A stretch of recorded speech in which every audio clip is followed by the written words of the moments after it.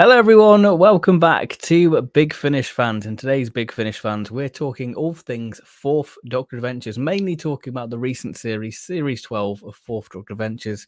And of course, we'll be doing a tier list on all the Fourth Doctor Adventures. So there's a lot of Fourth Doctor coverage. Once again, I am joined with Luke. Yes, hello everyone. Hello, Hoover and the Small Collection, who says slay Hello. in the chat. Slay. Fourth Doctor does slay indeed. He does, And yeah. hello, Daniel Hager, the Sherlock Holmes fan. Hello. Hi guys, how are you today? I'm pretty good, thank you. How about you, Ben? I'm all right. I'm surviving. Surviving. Yeah, that's it. I might be Been a rough week, hasn't it? It's been rough. It's been a rough week, but we get booze and we move. We talk about Fourth Doctor. You decorate the mahogany and then hop on stream. Yeah, literally. So I might not be able to form a coherent sentence about a Series 12, but we'll try. We shall try. I mean, it's like you're in the spirit of Tom Baker, aren't you? Let's try the pub. Buzzing a bit. Let's try the pub, shall we? I mean, it is fitting for a certain Series 12 story. The Friendly Yes, set in Westbourne, yeah. Yeah, pub under siege. No ginger Hello, pub. stylish one. No. Hello. Thank you for joining us. But I suppose, should we start off with some news, though? Yeah, we can do. Let's do some news. Yeah, diving right into this. We're not hanging about tonight. No, we really are. That's for sure. We're being on brand. Yeah. Usually we start in chronological order. Yeah. But this dropped last Friday, and we haven't had a chance to talk about it yet. Yeah, because we did our Third Doctor John Pertwee celebration, which more on that coming soon. Yeah. And so Big Finish decided to drop this on his birthday, which is hugely exciting for us because we love the Third Doctor adventures mostly. And a bit of a trip up perhaps earlier this year with Return of Jo Jones. But this could redeem it. Yeah, this could be return to form. It's another 7-parter. We're back with Liz again, which is something we both wanted, and we're sort of disappointed when they said next year it'll be Sarah and Jo. Not that we dislike them. Where's Liz? Yeah, that seems to be where the range really is at its best, with Unzal Incursion and the Annihilators being two proper standouts. So hopefully this joins that trilogy at this point, I suppose. Become like the Holy Trilogy. I mean, it's interesting. You're almost getting a season 7 setup there, aren't you? With a 4-parter, then a 7-parter, now another 7-parter. Could you get another 7-parter after this to complete that run, I suppose? This is all by Eddie Robson, isn't it? Intelligence War. I mean, initially announced to have Sarah in it. At least I imagine they've switched around the February and October box sets for whatever reason there. But no, it was a nice surprise seeing that we got Daisy Ashford back as Liz in a story which she seems to have a huge part in. Yeah, it seems quite Liz-centric from what the write-up says about it, which is good because Liz is incredibly underrated. Yeah, it's Eddie Robson one, isn't it? Who's not written for the Third Doctor before, I don't think. And has not really done much long-form storytelling. I mainly associate Eddie Robson with Eighth Doctor and Lucy. Yeah, I mean, he did one of the recent Eighth Doctor Charlie box set, didn't he? Yeah, the one on the bus thing that was in space. Oh, yeah. Historic event. I mean, that was pretty good. I think, he's a pretty solid writer. And so I'm looking forward to seeing how he does here. He's more of a comic writer. So I think, is he a match for season 7? We shall see. Again, Paul Mars was renowned for more of a comedic writing, and then he comes along with Peterloo Massacre, which is the most straight thing you'll ever experience in terms of tone and horror. Yeah, it's best not to pigeonhole these writers when it comes to tone, isn't it? Because they can come along and surprise you. I mean, another one who's more known for comedy, James Kettle. Yes, yeah. Took a much more straight and dark tone with The Blazing Hour, which was incredible. So yeah, certainly there's a trend of when you get a more comedy writer with Big Finish and set them the task of doing something quite dark and serious, they come up trumps with it. So hopefully this continues that trend. I think October's a brilliant time because Ambassador of Death came out in October on DVD. So for me, it feels like that's season 7 month to me. It's got that sort of nice sort of gritty. I don't know, because the nights are drawing in. Yeah, it's just especially kind with of the Liz focus as well. Mm. I think that leans quite nicely into Ambassadors because that's probably her strongest story on TV. At least Liz herself. I think Caroline John obviously gets a bit more as section leader, sure, in Inferno. But for the character of Liz, I think she's at her strongest in Ambassadors of Death. Yeah. I think because Ambassadors is quite gloomy in terms of the location work. When you've got like the car sequences and Liz, running across like the wheel and doing flips and stuff, Yeah. Sort of has that sort of October feel. I mean, this is very much matching out of it seemingly being a spy caper. Which is what you want, really, isn't it, for season 7? Section of the British Secret Service looking into Liz for mysterious reasons. And Daisy Ashford said about the script that she gets to be very witty with it, didn't she? So, which I think Liz is quite funny. It's just that sort of brigadier dry wit. It's that sort of one-liners, isn't it? It's that sort of sharpness to her. Yeah, it's very punchy, like a lot of season 7 is. And so, yeah, it all feels right at home there. Stylish One says Eddie Robson wrote The Condemned, so he can definitely write gritty and grounded stories. See, I don't remember The Condemned being that gritty, to be honest. But that could just be me. I mean, I imagine Stylish One has listened to it a bit more recently than you have. Yeah, because I remember there just being like a dead body in like a flat in Manchester. And that's as much as I could really say it was gritty, but I don't know. We'll see. I mean, one odd thing is that, this is called Intelligence for War and is coming out a couple of months after A Genius for War. It does feel like someone at Big Finish there didn't do their job well enough and think, those are two quite similar titles. Maybe we should change one of them to something else. Not that Doctor Who hasn't had similar titles before. You've obviously got Revolution and Revelation of the Daleks. But, when it's a couple of months apart, I don't know. I think they are distinct enough, though, that there's not that worry there. It just does Great feel Intelligence? odd. Could be. I feel like that's something. Although then again, maybe it's another case of a hidden cover. Yeah. But I mean, speaking of covers, how bloody gorgeous is that? Sean Longmore. So good. So good. Just when you think the Doctor covers have peaked with the Annihilators, this comes along and just blows out the water. I mean, I love Kaleidoscope as well. Yeah, that's another brilliant one. Return of Joe Jones is also a solid cover as well. It's simple. I think I think compared to like the Annihilators and Kaleidoscope, Return of Joe Jones just seems a little bit basic, but not bad. You know what you're getting with that set, really. I mean, sort of like the staggering of Liz's image there, and then you got that target down to her right.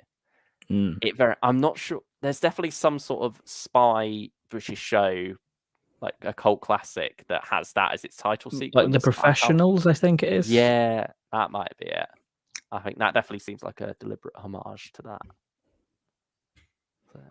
And then you've also got a little rucksack, backpack, whatever that is, suitcase there with a bomb in it next to the Yeah, very, very 70s. Yeah. Unit troops standing to attention. Well, not quite standing to attention, standing to action. Yeah, any cover with Bessie's a winner for me. And then you got the strange sort of silver figure in the photograph above Bessie. Yeah. I didn't even notice that until you pointed it out to me the other day. Yeah. You got a English cottage there to the left, sort of evoking Silurian's feel. It's sort of I think TV comic, because I think the Third Doctor had would stay. And he had a car called Betsy. Yeah, he did, didn't he? Yeah. I mean, it's also Bessie with the roof up, which feels very season 7 again. Ambassadors in particular. Yeah. So it just all comes together wonderfully with this cover, I'd say. I'm really looking forward to this release. I think probably my most anticipated release of the year. What would you say are your 2 most anticipated releases of the year? I don't. Maybe this and Audacity at the moment. I don't. How about you? See, I would say this, Audacity, and possibly 11th Doctor Chronicle. Yeah, that's another exciting one with the Cybermen there. Hooving a Small Collection says, Condemned is so dark the Doctor wears a dead man's skin. Oh, that's not that bad. There's worse things. Well, I mean, Slovene do it all the time, so. Yeah. And they fart a lot, so they're Exactly. obviously child-friendly. Yeah, that's what makes it a bit more of an easier pill to swallow. Yeah. There's definitely nothing dark about them. I mean, that was a weird...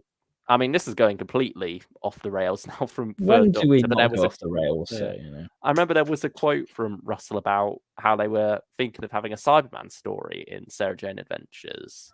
Right, Daleks were never on the table because that's like a threat too big for Sarah and the gang. But they did consider Cybermen for a little bit. But apparently decided, no, that concept of, converting someone is too dark. We can't do that. When you're literally skinning children alive and then having an alien run around in said skin.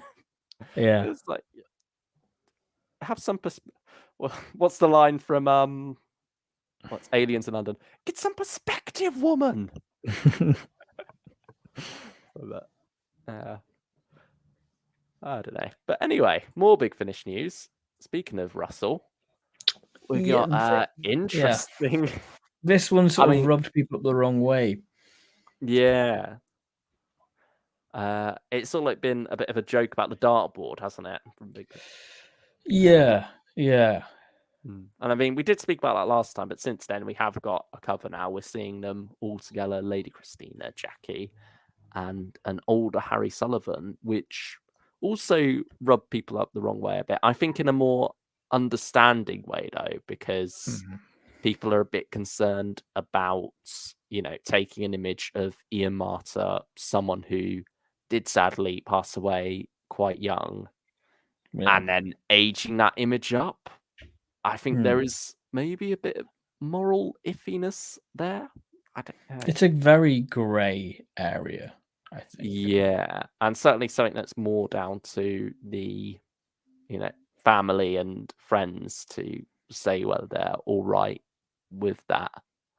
Which I don't know if Big Finish or the artist did get into contact with anyone who knew Ian Marter or not, but yeah, it's certainly. I mean, just purely from a fan perspective, looking at this as the character of Harry Sullivan, it is exciting. I could see why there's that appeal there of, having an older Harry. But then when you're mixing that with the fact that even though it is a character, you've got to separate character from actor, it is nevertheless that actor's image still being presented. So, yeah, certainly, I think an understandable concern there from people. And I reckon this story won't even reference that Harry's older. I reckon it will just be one of those things.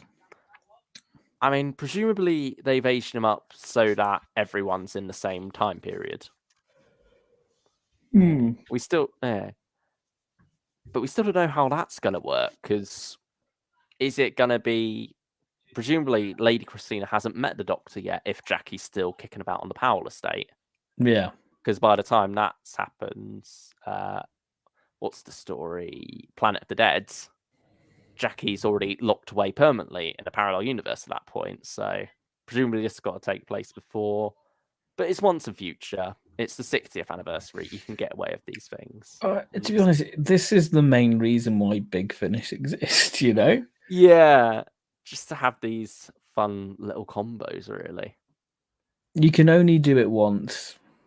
Let's just have it, you know. Yeah, you might as well. And I mean, Jackie and the Sixth Doctor.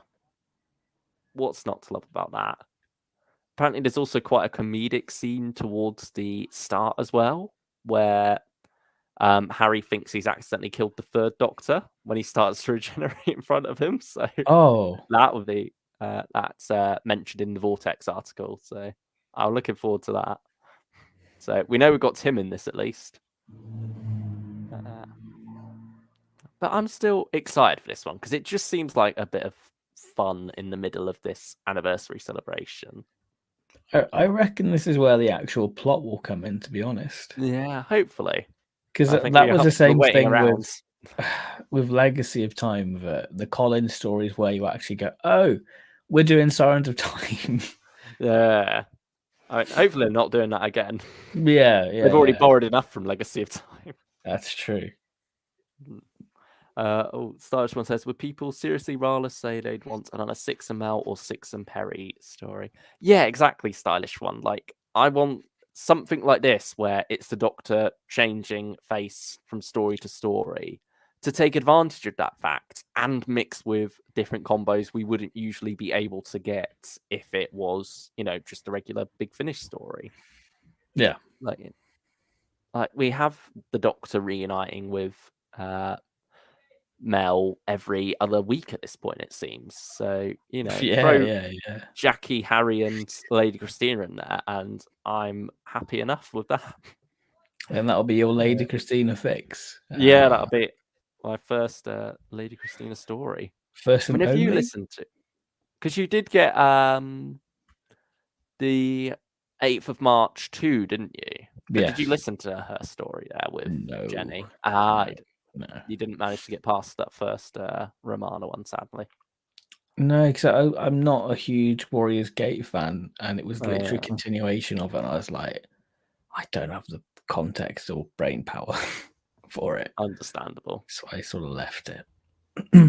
That's fair enough. Even though they're standalone stories, it's just, So like once you start a box set, it doesn't click with you. Yeah. I think 8th of March hasn't got the best reputation. The cool guy says the cover looks like those BBC audio covers that throw everything on. It still sounds rather enjoyable though. I don't think it looks as bad as some of those ones. God, it look horrible. Some of the BBC audio covers. There's a 9th Doctor one what looks horrible. I feel like it's maybe because it's the lighter colors. It's like similar to how CGI is often done in like the dark because it hides it more.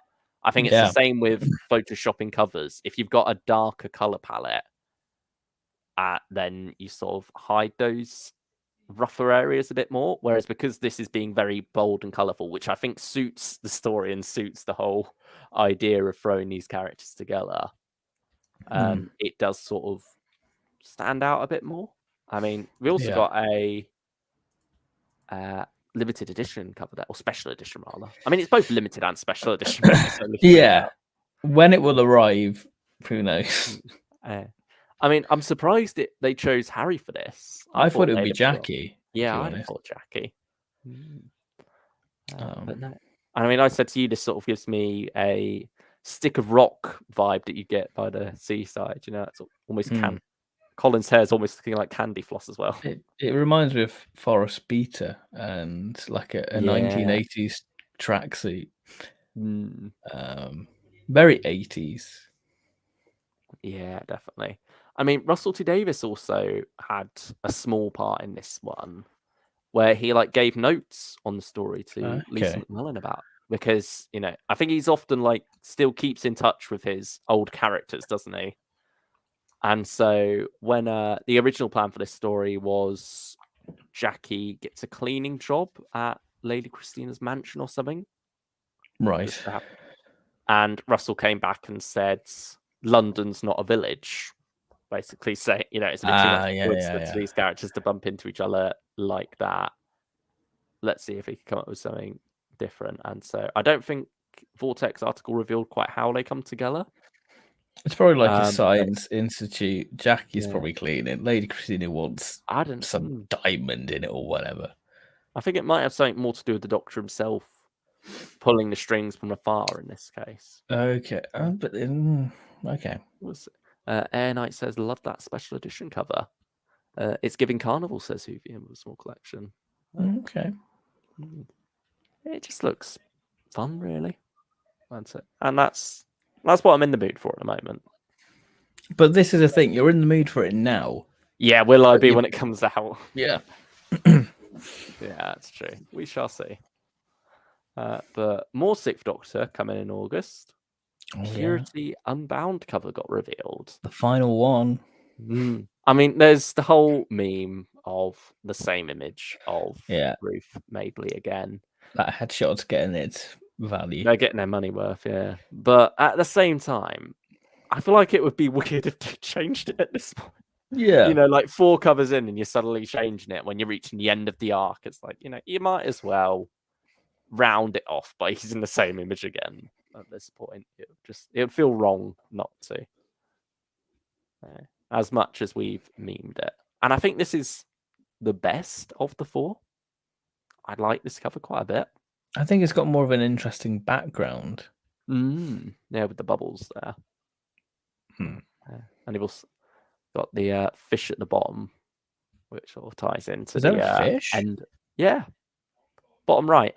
And on Mel's jumper as well, you got some goldfish swimming around. I need to look at this closer. That shows how much I paid attention. I mean, it all sort of ties into the cliffhanger at the end of the previous set as well. See, I've not finished that set. I think, you need to. Ian Potter's done a good finale there.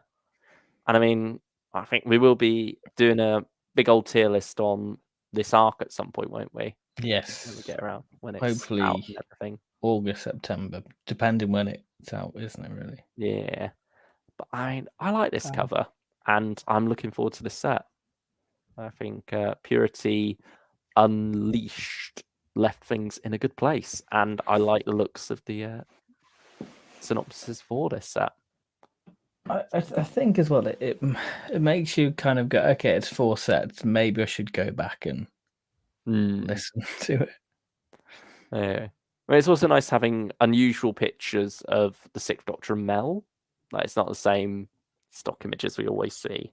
I mean, I'm pretty sure that's Mel taken from Paradise Towers. Paradise Towers, yeah, when she's having a tea and giant cookies. Yeah.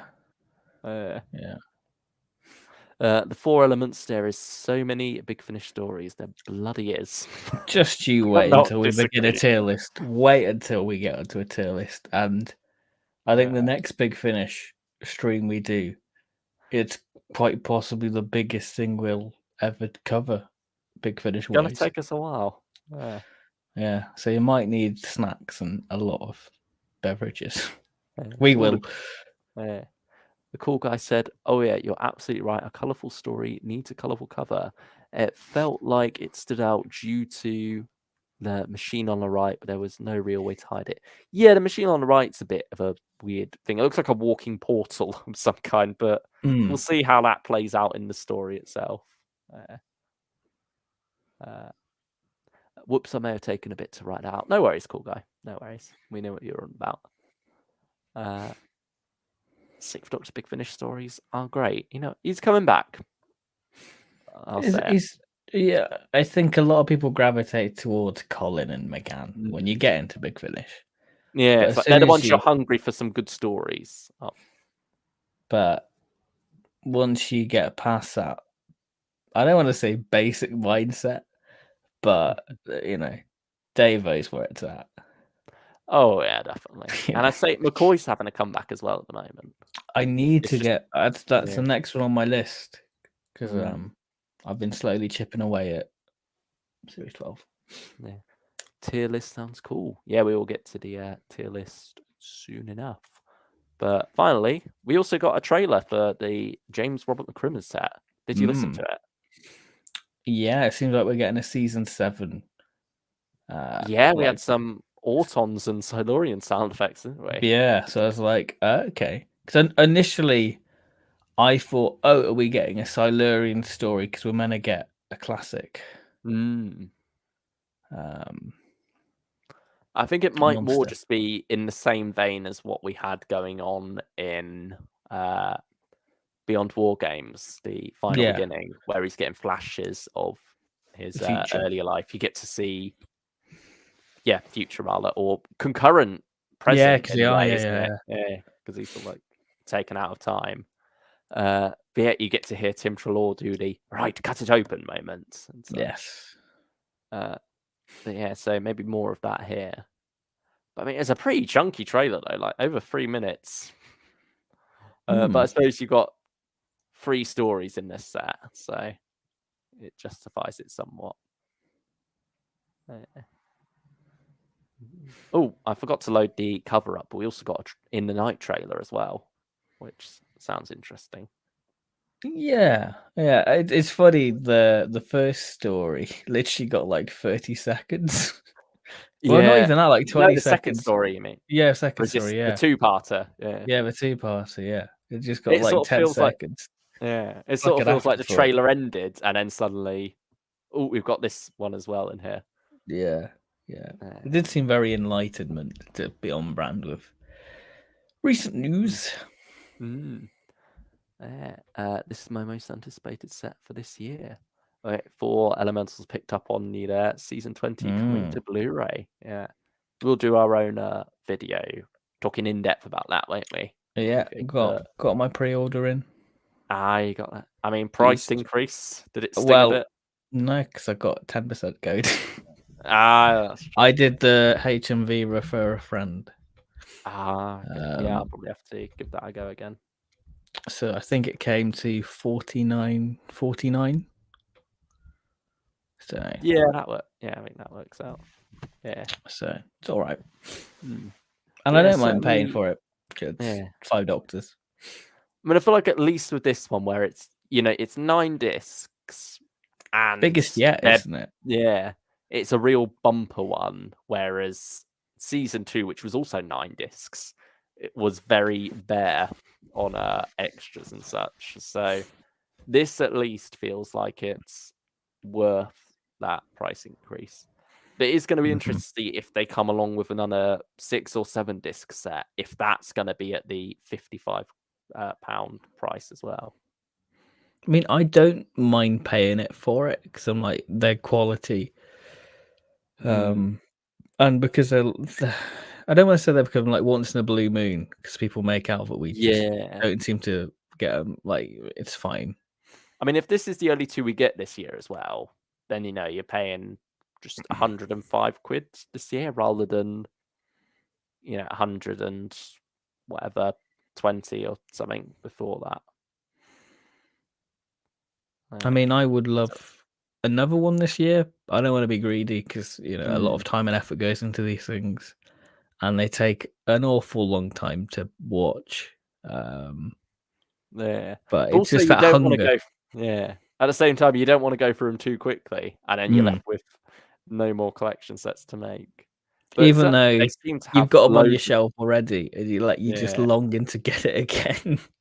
They seem to have loads of different special features in the works, though, from all across a bounty worth of sets still to come. So yeah. I think maybe they are just growing in size anyway. I wonder if I don't think we'll see another 6-disc one again. I think we'll at least see. Most of them will be 8 at this point. I think it's the average now. Yeah. And I mean, when it comes to the 60 sets, they're all going to be at least 9 discs each, aren't they? Because they like to give each story its own disc. But then, now we've got a 9-disc one in the 80s. Are we going to... Where else could there be a 9-disc one? Like season 11 or 7? Could that justify 9 discs worth? It's kind of getting to that point now, because we're halfway through. What ideas they can have for bonus features and what fits what. Because I know with some DVDs, the extras were like, we've got no more stories. We're just going to put some random features on it just to fill it up. Or I wonder sometimes if we'll get it's that. like, Yeah. Sometimes towards the end, when they sort of cut off the special editions, they were like sticking random things that would have gone on a special edition version of the Right Doctor story on other Doctor sets, like Television Center of the Universe Part 2, Fifth Doctor special feature, or at least a Peter Davison one, was put on the Underwater Menace just to get it out there. Yeah. Because there was no other set where that could really go on. Although now they're sort of they're fixing that though, aren't they? Because with these collection box sets, they're taking some special features from sets like that and putting them in the appropriate place. Yes. Yeah, so that'll all work out in the end. I think the more behind the scenes footage there is, the more discs the BBC will make. I mean, yeah, that's what bumped up season 24 a lot, wasn't it? Just because you had like goodness knows how many hours of studio footage. I mean this in the nicest possible way, but who the frick is sitting down watching like 24 hours worth of studio footage? Like, if you have that, fair play, you have a lot of time and, you're spending it wisely. But, It's an odd one. I mean, I sort of see why they'd want to get it out there though, because you'd have people complaining that it's not in there. And if it's there, if you've got it, you might as well release it to the public. But at the same time, well, the thing is, they found studio footage for Keeper of Traken.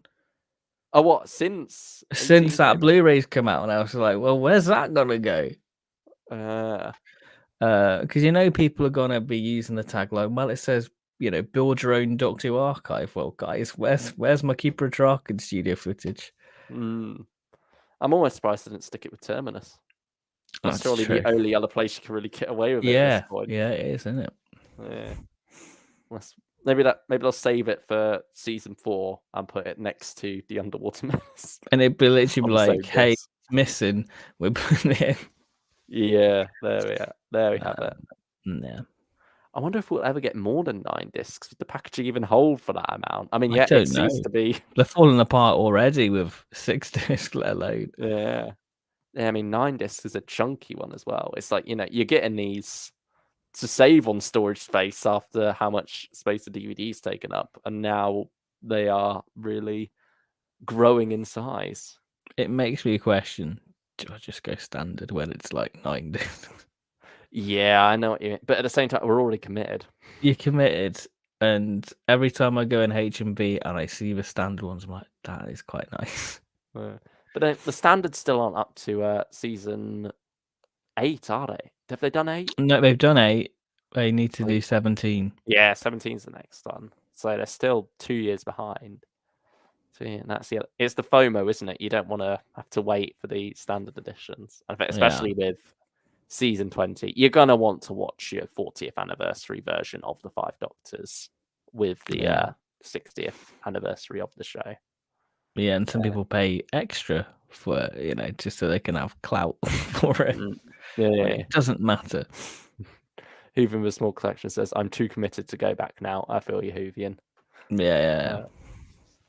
The special edition packaging looks so great. The booklet is amazing and one of my favorite parts. Oh, I love the booklet. That's the other thing I couldn't go for the standard for, because I'll be sacrificing that.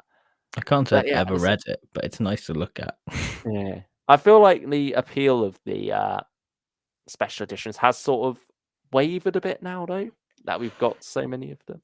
Well, just in terms of the fear factor's gone now. So I remember, within like the first 2 years of it coming out, like the stuff, it literally like pre-order on the day to guarantee it. Yeah, I think ever since season 14, when HMV cancelled a load of orders, and I guess because it was COVID times. Yeah, I think that had a huge impact as well. I think ever since season 14, it's kind of been, you'll get it, Yeah. Bad. But I mean, when you look at the standard editions, you just think, oh, it's so nice how they're all the same width. They'll all look nice together on the shelf. Whereas when you got your special editions, it's like thick, thin, thick, thin, thick, thin. Oh, there's one in the middle, thick. Yeah, So, and like, there's then no uniform size to it. and the grey slightly off on one. You're like, oh, no. Oh yeah, they changed at some point, didn't they? That grey Season ever so 23. slightly. Season Yeah, that's 23. yeah. And also you could tell like how much they've improved what they're doing with the cover art. I mean, it started off Yeah. wonderfully with 12, with what I still think 12's Lee my Beidig did. fave in a way. Yeah. But it's like they've really expanded what they can do with it, and they've added a lot more color to it as well, so that each set isn't just a silver basic backdrop with the Doctor there. So they all start to become a bit more distinct. But then when you look back at those early ones, you think, imagine what they could do with that now. Yeah, it makes you feel like they could do new covers with the new logo. And you have to stick it on, devalue all these ones. Yeah. I mean, they'll do that when they get around to the 4K. That's AI true. upscale. It's coming. You joke. You joke. We'll buy it. We'll buy it who'd again. have thought we'd be getting Blu-rays? Yeah. So, You think DVDs were like the last thing? Yeah. I mean, the quality though of some of that footage in the trailer. Yeah, that's gorgeous stuff. Particularly Five Doctors, because the film stuff for that. So excited for that. Yeah, that's gonna be good. Because like season 19 looks so good. Like the location stuff on the Visitation and Castra Valva. Yeah, that's so good. So I think it'll definitely be one that translates well to Blu-ray, and certainly looks very strong there. Have you watched the Pertwee studio footage, Ben? Our stylish one. For which one? Have you watched any of them? I've seen Claws of Axos. Like he has to go at somebody for being in his eye line. So I get out of my eye line. Oh yeah, I've seen that clip. Yeah. Yeah. I think for the most part, it's like cut down stuff, though, isn't it? It's not the full-on raw studio footage, the whole day's worth of shooting with Sylvester McCoy lying on the floor, getting up. Sorry, we need to do that again. Sylvester McCoy lies back down. You want like the edited highlights of like this is the day. You know, it's a bit like they do that as well, don't they? To be fair, it's a bit. It's not like the David Tennant video diaries, you know. Yeah. I mean, I can understand why it existed, and it's all like useful, I think, for people doing YouTube videos where they're going to be reviewing the story over having a bit of B-reel just to run in the background for. I wonder if that will get done for copyright because it's probably not technically. I don't know. The funny part is that the 25 hours of audio footage is edited down. And there's even more. Oh, that'd be true, wouldn't it? Doctor Who and the Eye Line of Doom, says the cool guy. Twang.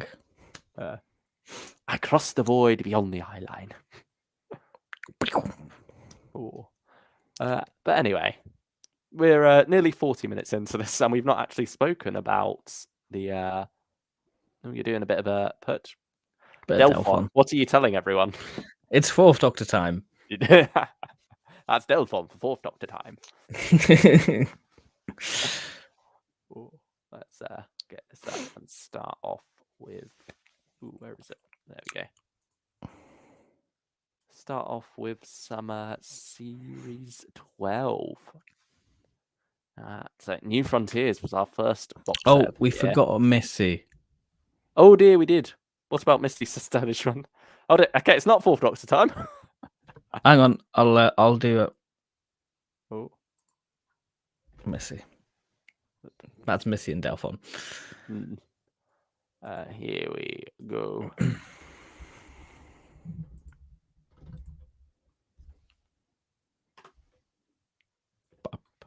Yeah, Missy's back. Yeah, which I mean, you got to rate the pun there. Clever use of image. Well done, Big Finish. The sub. I'll be honest, I didn't get it the first time. Self-proclaimed Clean of Evil returns next year for more abominable audio adventures in time and space from Big Finish Productions, and this one is a bad influence. We seem to be rid of the monk at this point. no more Rufus Hound, sadly. Which they seem to have a good double act going, from what I saw. Not that I picked up the previous sets, but they were on sale. Yeah, they were, and we did say we might get them if they're on sale, but then Hey, if this stream gets no, 50 likes, no. we will do Missy and Lady Christina. No, 50 likes. Go on, smash it, go guys. because they'll Smash go do it. I don't care. Make another 30 Do it. accounts. Do it. Do it. Smash like, and we will do Lady Christina and Missy. I pinky promise. We'll be done out of 80 quid. You got your £10 More gift than 80 voucher. quid. That's not saving me too much. That's 100 quid for Smash like. sets. Subscribe. But yeah, these seem to be focused on Missy being a bad influence, as the title suggests, and I suppose it sort of seems like what they've done with some of the Jacoby stuff, isn't it? Where it's more him off in the sidelines, messing with people, really. But this in a more fun, Missy way. Yeah. And also one new writer and one writer who's not written for Big Finish since, I think it's The Dark Husband. One of the worst Big Finish stories. So I think, is that David Quantick? Yes, it is. Yeah. So it'd be interesting to see if he's... I'm tempted to review The Dark Husband to tie in with this. I mean, you got to wait till April next year. That's fine. I've got time. It's one of those ones where they've announced it quite far ahead, which we like, but at the same time, it's like there's no consistency. You'll get something announced for August, like last month, and then we get this, and it's you got to wait till April. Yeah. But yeah, it just seems to be a little anthology box set of Missy having a bit of fun, really. Which is, it's nice because it's kind of like the River Song syndrome in a way. Yeah, I mean, we'd probably enjoy this more than we've been enjoying War Master recently. So yeah, maybe we should jump ship. Well, yeah, we've both not listened to Solitary Confinement. So. No, still need to do that, but not found the enthusiasm for it. But yeah, this is also the first box set, at least that they've announced, that's being produced by Nuga Flasian. I think, is that how it's... She wrote what was the first story of the new War Doctor box set? A Mother's Love. I think. Okay. Yeah, I believe that was her one. I know that was pretty solid. So yeah, it'd be interesting to see how she does as producer on this. That writer is an award winner, so maybe he's improved. There you go. There you go. And if we get 50 likes, we will review it. So this is your chance. This is your chance. Your moment to shine. Do it. And we will. We did the black hole. We honored it. So this is your chance to redeem yourself. And we can redeem by listening to it. So go on, guys. Do it. You'll be doing it alone. I don't know. Maybe. We'll see. I mean, we did say we weren't going to be picking up the Prisoners of London, but ever since that 15-minute preview day released, times have changed. That was actually it's looking pretty interesting, that story. Yeah. 50 likes, do it. Oh, also limited amount of physical copies. I think, was it 1,000? 1,500, I think. That might be it. Yeah. Which is weird, and I suppose it's something we sort of expected was going to be happening more and more after Class. Well, I think it was 2018 when they're like, we're going to do like a limited print number of CDs for like a year. Nothing's really been said more about that. I mean, we have seen it though. We have a lot of recent things going on the out of print thing. It is more just a case of, you're guaranteed to have it for at least a year, and then after that, it could be slapped on the end of line notifications anytime if it's not doing too well. Yeah. And I mean, I think isn't Third Doctor up to Volume 8 or something at this point? Yeah, I think so. Yeah, like certainly some recent things are getting on there. I think Fourth Doctor is up to series 7 at this point, or has that gone further? I don't know. Yeah. But one thing that certainly is not on there quite yet. Oh, yeah. Is is Lady Christina. No, I think she is on there. I think her first box Okay. set is. Maybe a second. Okay. Wow. New Frontiers, though. Fourth Doctor, Yeah. series 12. Came out Can March. you just have a look how thick they are? Yeah, there they are. There they are. There we go. Mm. And see, look at the difference there. Look at that difference. A Yeah, classic full Big size. Finish box set size. Weird Mm. having something this big. Yeah. I mean, it's like a last hurrah for that style of box set, probably, isn't it? Yeah, it is. Probably. Yeah. It's a shame that they've, for whatever reason, used the same TARDIS image, though. Rather than, because the one on the actual cover is flipped the other way. Or not flipped, but, you know, the TARDIS itself is just heading in the other direction. And so that would have worked quite nicely mirroring that, like they're mirroring on the covers themselves.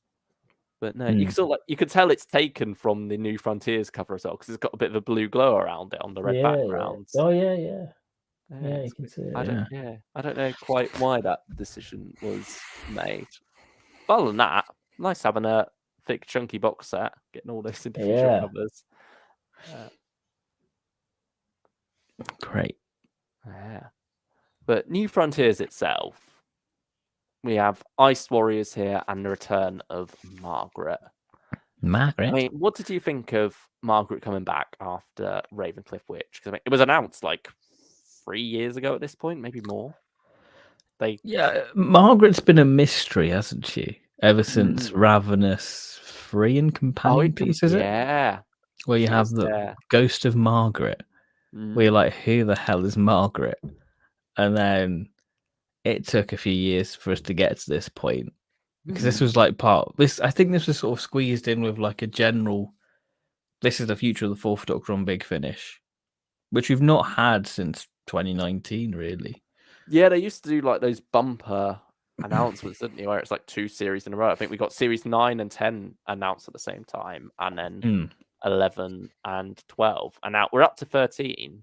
But yeah, that sort of caught up with the rest of the Doctors now at this point, the relaunch stuff.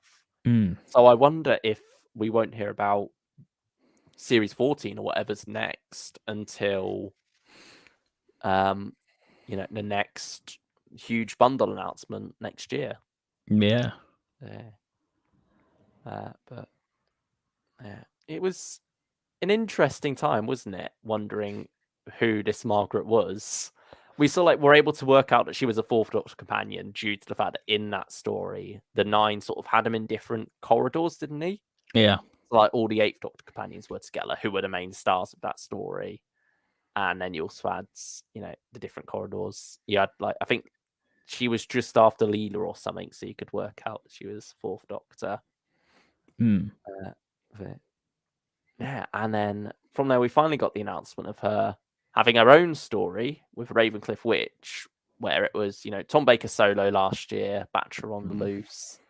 And I'd say Ravencliff Witch was my favourite. I think your second favourite of last year's run. Yes. I'm a Shell Shock guy. And I think Shell Shock is my second favourite. So they're both 2 very solid stories. Very Nigel Neal inspired stories as well, the pair of them. So yeah, with Margaret there, she had a strong introduction, but you could tell at the same time it wasn't quite written with the intention of her coming back. Because, you know, I think she doesn't necessarily stand out any more than the rest of the characters in terms of the writing. It's more Nerys Hugh's performance where you get that. And I think also going in with the knowledge of her that she is going to be a companion the following year probably helps it as well. Yeah. But yeah, that all sort of came together here where the Doctor turns up with Leela in tow to invite her to an arts gallery out in space, which is where the first story, Ice Heist, picks up. It's quite morbid. It's like, you're dead, Margaret, but here's your sculpture in space. Yeah, it's very much showing the Fourth Doctor as alien as he is, isn't it? And I think Leela pairs quite nice with that, where she is also very not socially adept, I suppose. Yeah. But is more She says how it is. emotionally. Yeah. She understands human emotion more than the Doctor, at least. But maybe Which I doesn't think quite comes articulate certain things as well. quite full circle in Ghost of Margaret, which is quite nice. Yeah, they set up a wonderful relationship between the two here, don't they? Yeah. So, I mean, how were you feeling like before and after this when it came to having another Leela season and sort of her sharing it with Margaret? Were you more in the camp of, I want Margaret to have her own season traveling with the Doctor? Or were you happy with Leela coming along? Because we've had a bit of an interesting thing with Leela, haven't we? We've sort of said Leela is sort of the weaker Fourth Doctor, but I think there's quite nice having those two together. They're an unusual pair, but it's that contrast, that chalk and cheesiness of it that works, I'd say. And I think some stories cater for it better, and others just sort of forget about Margaret. Yeah, which is. I think there's probably a couple, especially when you get to the two-parters. You think maybe this would have been better had it just been Margaret. Yeah. But at the same time, no, not even the two-part. I'd say Antilia Lost and Friendly Invasion are probably the ones that stick out the most to me as perhaps not getting to use Margaret as much. But even then, they do have her still doing stuff in that, and I think she does have an arc that she goes on throughout both these box sets. But I was certainly more in that camp of, I would prefer just Margaret on her own, is what I would have said before these sets came out. Because we have sort of like associated Leela with, I suppose you'd call it the filler seasons. Yeah, like, fatigue. Yeah. They're sort of like the ones that are in the way of the ones we want to get to. Like we've got Series 8, we've got a new companion coming along. We've got the Syndicate Master Plan arc to do. But first, we've got to get through Series 7 and get Leela out of the way. Series 11, we've got Tom Baker flying solo for the first time for a full series. But first, we've got to get through another Leela series with Series 10. And now here, we were sort of like at the point of we kind of want our new companion, Naomi, and get some Harry action. But instead, we got to get through another Leela season. But, it works out very well, I think, this season for Leela. I think that pairing, I'm very happy with in the end how that went down. And it's strong stuff for both their characters. I think they help raise each other up, really, throughout these stories. And I think there's always something nice about having that Doctor and two female companion pairing. Where it's not, because sometimes when it's the Doctor and a male and a female companion, particularly in the new series, you'll have it that the male companion is almost more the female companion's companion. Yeah. In something like Rory or Mickey or Jack and such. Less so Jack, to be fair. But here, they both stand as equals, but very different. They both get to do very different things throughout the story.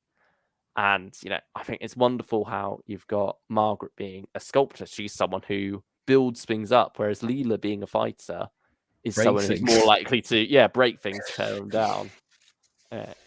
And so you've got that wonderful contrast there. And also a wonderful caring nature to Leela that you don't get to see as often. Because Margaret being an older character, Tom Baker obviously gets along very well with those older characters in his TV stories, and he plays off them wonderfully. She's very much molded in that vein, isn't she? Yes. Yeah.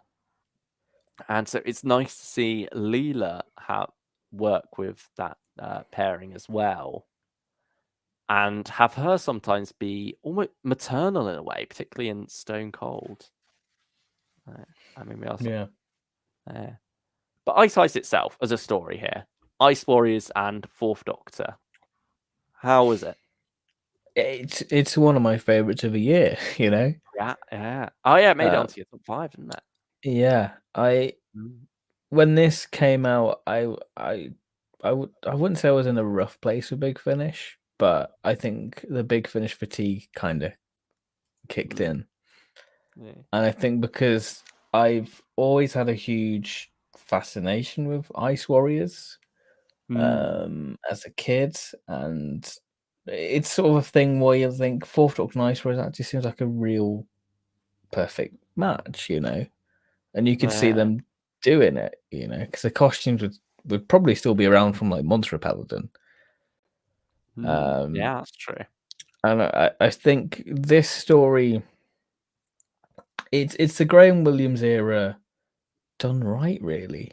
I think it's one of Tom's better before. I don't want to say Tom gives bad performances, but I think he is so like his TV counterpart within this, especially when you get to sort of the latter end. You get some very Seeds of Doom style to his performance, don't you? Where he's very much biting into those lines. You can there's almost a snarl to him, isn't there? Yes. Where he's fed up with certain characters. And I think what I like quite a bit about this story is the way it treats the Ice Warriors. Because we're used to them being quite honourable creatures and often going on about honour all the time. Which They're is mercenaries in this, really. Yeah. Which is something that the TV series hasn't even done that much with. At least the classic series didn't. But it almost feels like it's a trope in Doctor Who now, isn't it? To have the honourable warrior race. You've got with pteroleptils, the Zygons, and almost too many stories try to pretty much tell the same story with that. What's nice about this is it twists it on its head, and you've got these Ice Warriors who are, like you say, they're mercenaries. They've abandoned honour. One of the leader of them has the line, "Honor does not put food on the table," which is wonderful stuff. And I really like that attitude that they've gone down with this and just gone back to like the classic Troughton style ruthless Ice Warriors. I mean, it's only really in the Curse of Peladon where they're not that kind of Ice Warriors. Because Monster of Peladon, they are still very brutal, even when trying to appear benevolent, like the Azixia there, where he says, I will be your judge, jury, and executioner too, if necessary. It's channeling a very classic style of Ice Warrior, while also pouring in that additional lore of them being more honourable, but not doing a story where they're honourable in. I think it comes together very nicely for this one. You've got some fun supporting characters, some wonderful lines. There's that line where the curator of the gallery is on the phone to like head office. Yes. Yeah, if you've listened to it, you know the scene I'm on about. But yeah, that is very amusing. So like Tom's surrounded by Graham Williams era over the top characters. But it a all very comes together. Hinchcliffe Yeah. Fourth Doctor, isn't it? It all comes together very nicely. And it's like, I mean, it's not quite to that same extent that you had with what is that series 10 story? Tribulations of Thaddeus Nook. How that is very comedic, but the Fourth Doctor is completely straight throughout it because there has to be a straight guy, and it works with the Fourth Doctor to be that. It's not quite to that extreme. It's not a full-on comedy, but it has its lighter moments. Yeah, Ice Heist was just pleasant fun, really. It was almost, I think for us, it was almost the inverse World Traders in that. Another Guy Adams story, but that one we really liked part one, and then it went off the rails a bit. I'd say this one, part one, we were a bit iffy on. Yeah, because it's got some questionable the way Leela portrays the Ice Warriors, because there's history between Fourth Doctor and Leela defeating the Ice Warriors in Blackpool. Which is that something we're gonna hear at some point, or is that never? We're never gonna hear it, probably.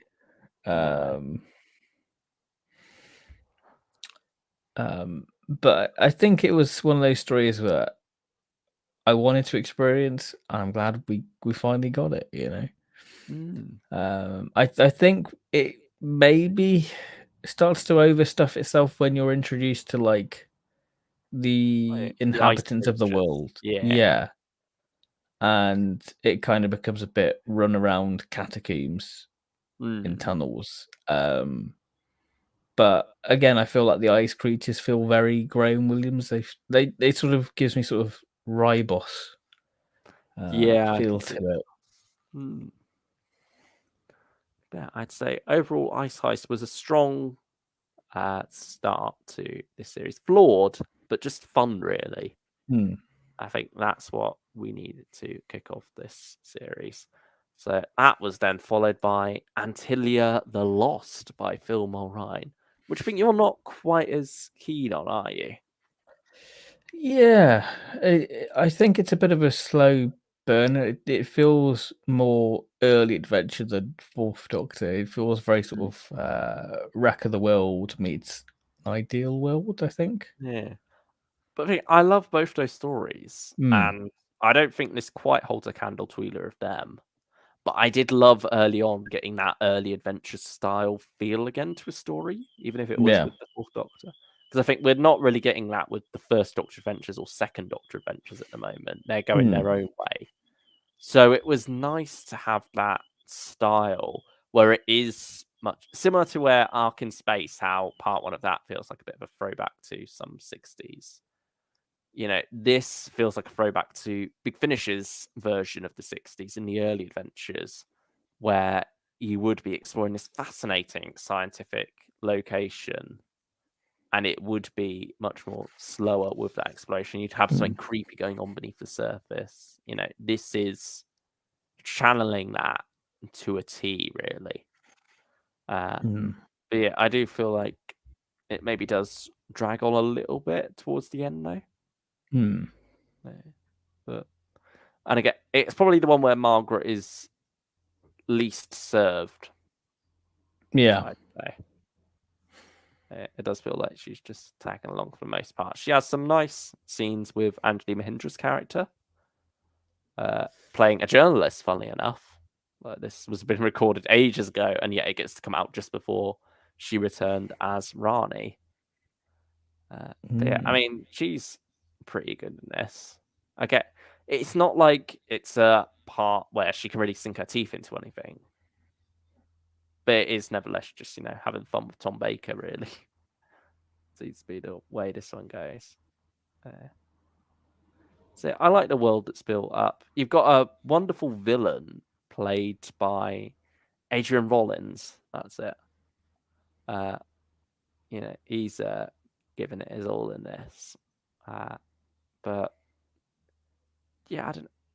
Might be the weakest of the series overall, but still strong. I'd say there's one in Angels and Demons that possibly goes with Antilia the Lost for me. Okay. Well, I suppose she'll get to Angels and Demons in a sec. Yeah. New Frontiers overall. How do you think it ranks compared to other Fourth Doctor box sets? It's the Fourth Doctor box sets. It's sort of 50-50, isn't it? You have sort of your good one, then you and yeah, particularly when it's two four-parters. And I think they're both solid.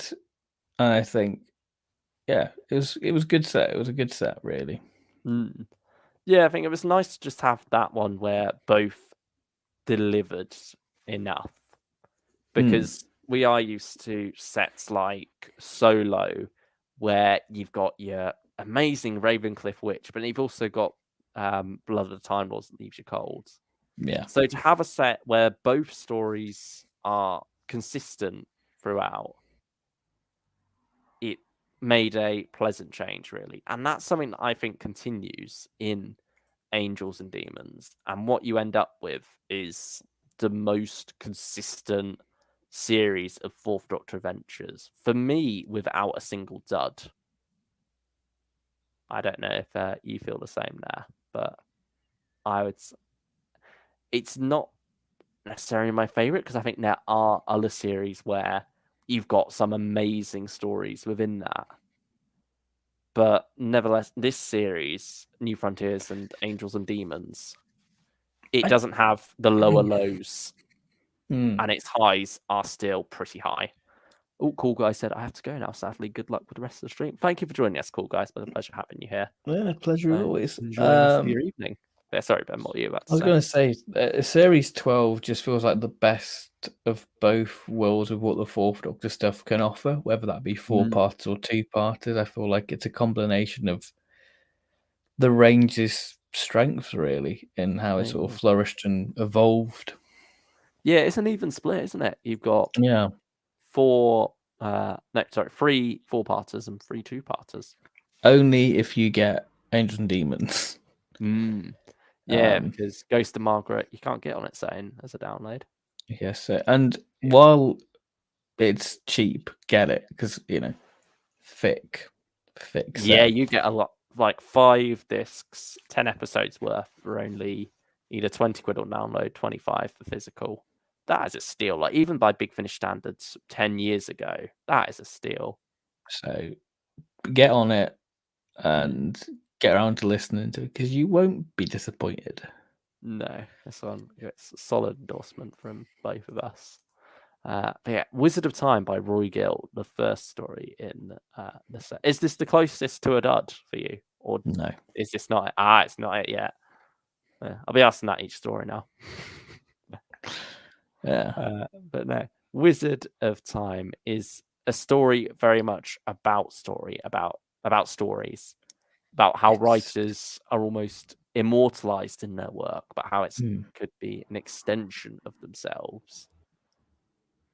And you get Ronald Pickup here in his last Doctor Who performance, at least. I don't know if he recorded anything else after this before his death, or at least his last released one. Maybe there was because they do these so far in advance. Playing, what's the character's name? Who's the writer? Really should know this.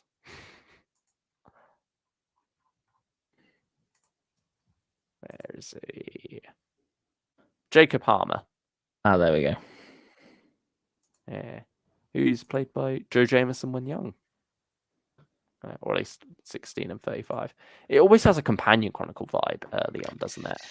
It's very Doctor Light, the first part. And the format as well. They get a bit more to do, but the format's interesting because it takes a long time because there's no title sequence at the beginning. It's sort of straight into this, it's experimental in what it's doing. It's quite, it's got some quite it's full of fantasy, isn't it? Yeah, it is. It's very much a callback to those sort of 20th century style children's books, your Narnia and such. Yeah. And I love how it sort of references the Target books about, the red spines, like a reference to, like, the blue, and about logos and stuff like it. It's so it can be meta without being meta with what it's doing. Yeah, I mean, you sort of even got that on the cover there, haven't you? Yeah. It's a very wild and interesting story. And I mean, certainly one that keeps you guessing for a bit and has some interesting twists and turns throughout. But I do feel like it comes to a bit of an abrupt end. Yeah, I can see that. But I think it's just a fun time. You get Tom Baker giving an interesting performance at one point, where he used to be a very different version of himself. Which is because, like, when you get to that moment, they're sort of like, "Is that Tom Baker?" It's not like Fever Island when he's doing something different in that. No, not to that extreme. But it's fun, and yeah, I think there's some cool imagery, and I think this is one I'd like to revisit in autumn or sort of ahead of winter. Yeah, there's very much that feeling of sitting down, having a warm drink with you, and listening to Ronald Pickup tell you a story. I think that all works out nicely. It's certainly an odd one as well. It's certainly not conventionally told. Yeah. So I think credit to Roy Gill for pushing about on that one. But yeah, overall, I'd just say enjoyable. Again, yeah, I mean, I really enjoyed listening to the extract of it. And it made me quite excited. I mean, I was really excited. Oh yeah, they for put the that at the box start set, of the month. but I was like, "Oof, this is going to be exciting." There, and I think you do get some interesting stuff for Margaret to do in this one. I will say, where she's paired up with a young Jacob Harmer. Yeah, when she's not in a tree. Yeah. But she is sort of taking a different, more caring approach than Leela. And she is noticing the more human side of things. Like, what is this boy doing in shorts and a t-shirt in the middle of a wintry forest? Yeah. Like, what's going on? Like, Leela, I mean, given how she's dressed even more. She's like, yes, he's dressed appropriately. Yeah. You know, it's nice that Margaret very much picks up on that. And then, of course, Fourth Doctor, great with children. The Wizard of Time. Yeah, I mean, he is the titular character. Well, it's not titular, is it? That's even though you think that'd be title, it actually means something different. There's a different word for when you're describing the title character, isn't it? But I can't remember off the top of my head. Yeah, but yeah, it's certainly not titular, even though that means something different. I don't know what that means, but yeah, Wizard of Time, good start to the box set. And again, it being a two-parter, it's light enough that you can get through it quite easily as well. But then after that, you go into The Friendly Invasion, which is quite a different story. We're now going back into the Second World War, which is a popular destination for Big Finish stories, I'd say. Well, Chris Chapman, actually. Yeah, Chris Chapman as well. He's done a few of them. He did the Scorched Earth, didn't he? The Sixth Doctor, Philip and Constance over in France. Now here he's done what? Look, this was before that even. Like this is one of his earliest Big Finish scripts. And here he is with the Fourth Doctor doing a story set in Westbourne is right there on the cover. Fictional town about a fictional group of American GIs inspired by a real group of American GIs, and sort of like following that animosity that was felt by some members of the British public, at least the male British public towards them. They were loved by a lot of the women when they came over here. And, you know, that the fact that they were about to go to hell and back, or just to hell, because sadly, not all of them make it back from the war as they charge into Berlin and such. So, you know, this is a story about what happens the night before they leave. And it's an interesting story, I'd say. Is this the dud for you, or the closest to the dud? Rather? Yes. Here we go. We've got it now. Second time's the charm. What didn't work for you then? I'll come clean. I think I fell asleep in part 2 and it ended, and I was just like, okay. And I just was like, right, I'll move on to Ghost of Margaret. You didn't have the enthusiasm to. Yeah. Like I listened to part 1, I was like, it's a slow burn, and that's fine. That's cool. That's what the story is. But yeah, I can't say it grabbed me enough to rewind. That's a shame. I think you miss out on quite a heartbreaking ending to this one. It is a beautiful tribute to a lot of those people who went off to fight and didn't come back. I know it's a nice story for Margaret as well, I'd say. I take back what I said earlier. Yeah, because I think she's like quite bar character, isn't she? And she's sort of barmaid, isn't she, or something like that in the story. But it's taking the fact that she would have been around during this time anyway. She would have had memories growing up. And, you know, the fact that it's revealed to us that she had a sweetheart during the war who went off to fight, never came back. And then she never really found love since then. And so it's nice using this story to really explore more of her character while you've also got a pub under siege, really, is the fun side of this story.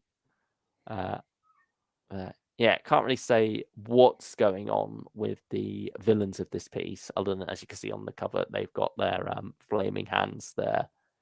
I mean, it's an interesting concept.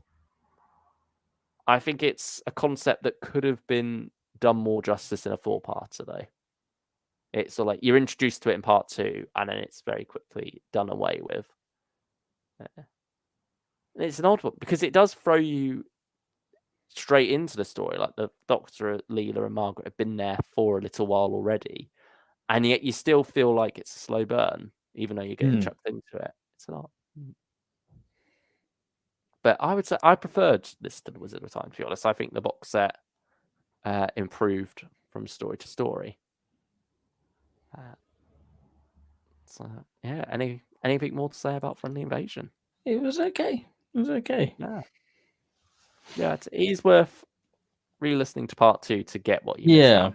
Particularly the ending. It beautifully written stuff there. Because it does come back into play for Ghost and Margaret, which I still made sense of it because I think it's quite self-explanatory. Oh yeah, with it all. Yeah, definitely there. It's within the text, isn't that? Yeah, but I think you sort of get a bit more of an appreciation if you do listen to Friendly Invasion. Starge said, "I'm back. Just posting on Twitter for people to like the stream." Remember, 50 likes, 50 likes, and we shall do Lady Christina and Missy. If that doesn't sell it, then who knows? There's no hope for us. Even with a small collection said, "I am excited to get this set. It's a good set. It's the Angels or Demons in particular." Where are you at with the marathon? Where are you at? Let us know. What release have you just finished or going on to? Yeah, because I suppose you've done Waterworlds, haven't you? Even with a small collection. I don't know if that was the most recent one. They've probably fast, gone past that now. Yeah, definitely. Maybe not far off New Frontiers at the moment. Who knows? Yeah, let us know. While we let you know what we think of Stone Cold, which is, for me, another step up in this box set. I'm sort of giving the game away with how I feel about each story in this set. But it's the only 4-parter. It's like the chunky one of the set, isn't it? It's the main meat, which, when you've got Weeping Angels around, is sort of necessary. I think they deserve, that focus and attention from the 4th Doctor. And it is sort of like the big climax of the series before you get a little epilogue in the form of Ghost of Margaret. I mean, what did you think of this one? Best of the series? It's a strong one, isn't it? I love it because it's not a conventional Weeping Angel story where you think 4th Doctor, Hinchcliffe, it's kind of this big gothic house, graveyard, Weeping Angel. Perfect. This is Robots of Death meets Blink and, Flesh and Stone, Time of Angels. And it's such tense, great imagery of the volcanic planet and the angels. It's very Robert Holmes, How to Build a Monster Up. Yeah, I mean, they don't really come into it until about halfway through, do they? It's using part the time 3, well really. to build that threat. And then when they are in it in force towards the end. It gets very tense there. It all works very well within the story, with them being a very visual monster, but that still being described quite well. Because, often you've got characters like on the other end of communicators, so they're having to describe what's going on around them to the people back on the ship. And so that's a good way to get some of that explanation as to what the Weeping Angels are up to. Yeah, like you say, the volcanic planet leads to some beautiful imagery, like the burned out forest area, and of course them moving through the smoke getting in people's eyes so that they're forced to blink, and the Weeping Angels advance ever closer. it's sort of the angels, similar to Time of Angels. I'd say is the most similar this story is. Yeah. They are starved, pretty much. And so we see them at their most dangerous, their most desperate, their most hungry. Which you get that with the Fourth Doctor, I think, because it's a foe that he just doesn't quite know how to deal with. Because you can't really reason with the Weeping Angel with words. There's a desperation to him, isn't there? Yeah. And again, it's that Seeds of Doom, angry Tom Baker coming out. I think Margaret and Leela especially like shine in this one. I think this is their best story together. Yeah, I love the little blanket moment they get towards the end. I think it's wonderful. And also, this is very much a tipping point for Margaret's arc before she heads into the end of the series. Yeah.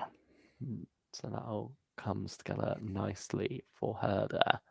But yeah, ultimately, it's just you get what you come to this story for, I'd say. You want your classic four-part... It's your meat and potatoes Doctor Who, I think. It's not pushing the boat out, but not every story has to. This just knows what it's doing and does it well.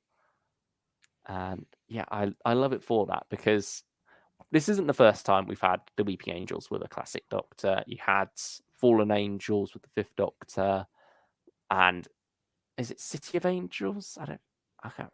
Yeah, Side of the Angels. That's yeah. Doctor. Yeah, you've got both of those stories, which are more new series style. Albie's Angels is quite a new series as well, isn't it? Yeah, that's true. I mean, that's all like where the direction they've gone with the Eighth Doctor, isn't it? Yeah. But yeah, they're sort. Whereas, this it is not just taking a classic Doctor and then pitting them against a new monster in a new series style story. This is bringing these monsters back into classic Who, which they sort of feel part of the DNA of already. That is how much of an impact the Weeping Angels as a monster has had. They do feel baked into Doctor Who. They do feel very iconic to that. They don't stand out alongside classic Doctors like the Fourth Doctor.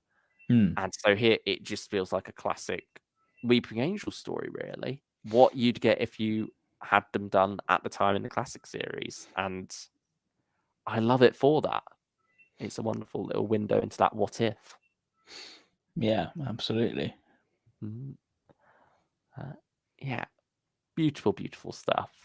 It knows what it's doing and delivers. So, yeah, stone cold, strong contender here. And Whovian with Small Collection has said, I am on the Dolby spook from what lies inside. So 10 more releases of 2022 and 46 more releases till I catch up. Wow. Stories left. Wow. Okay, that's scary. 108 stories since November last year. I don't think we've listened to all 108, but I think we're pretty much near there. Yeah, we've certainly done a fair chunk of it. It adds up, though, doesn't it? Yeah, it does.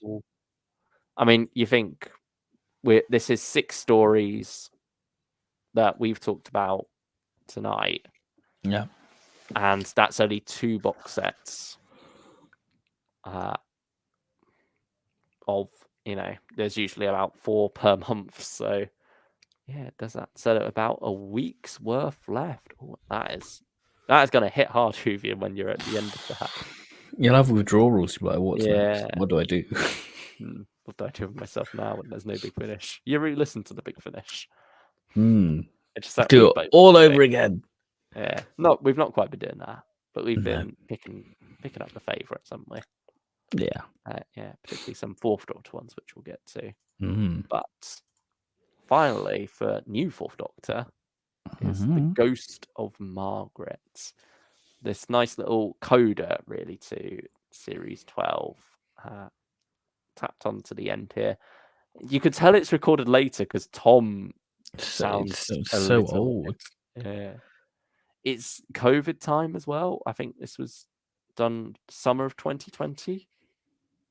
There's an interesting little bit in the special features where Nick's talking about how, I wonder how you're all going to be listening to this when this finally comes out. It's almost like a time capsule, he says, and he's like not sure if things will have gone mostly back to normal or if we'll all be living inside bunkers or whatever. Yeah. Thankfully, the world has sort of returned to normal. COVID's not gone; is still out there. It's important to say that it is still a threat. It's still important to test and stuff, but at the same time, we are definitely living better lives than we were in 2020. Yes. Yeah. When it came to that, and so with the Ghost of Margaret, what did you make of it? Because I've not actually heard your thoughts on this one yet. Similar to Friendly Invasion, I don't know if you're a lover or a hater. Yeah, it's a very Tim Foley. What I've noticed is he's quite emotionally charged writer. Oh, this is definitely emotionally charged.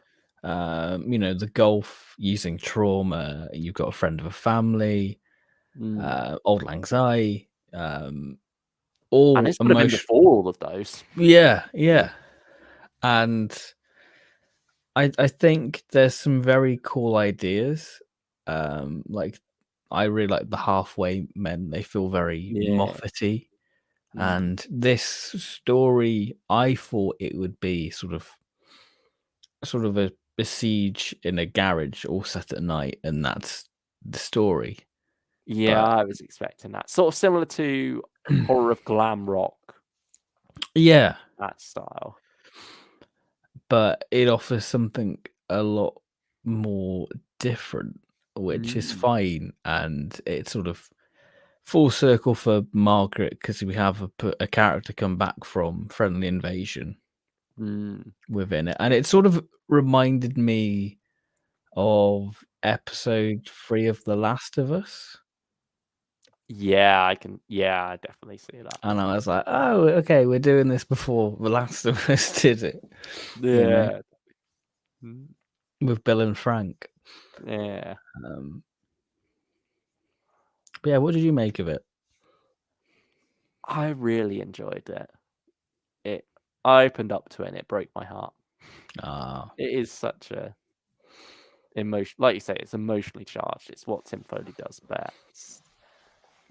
It's wonderful having that for the Fourth Doctor as well, but it doesn't feel out of place for that because he is very much challenged in that way.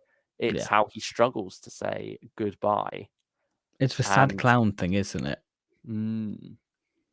And I suppose it's interesting because when he said goodbye to all his other companions, he's never just gone off on his own, has he, really? Yeah. He's always gone off on his own, I mean. Whereas this time, he's still got Leela with him. And so she's sort of calling him out on it a bit more. And it's a very different way to do a companion departure. And so I think it gets props for that and how it handles that goodbye.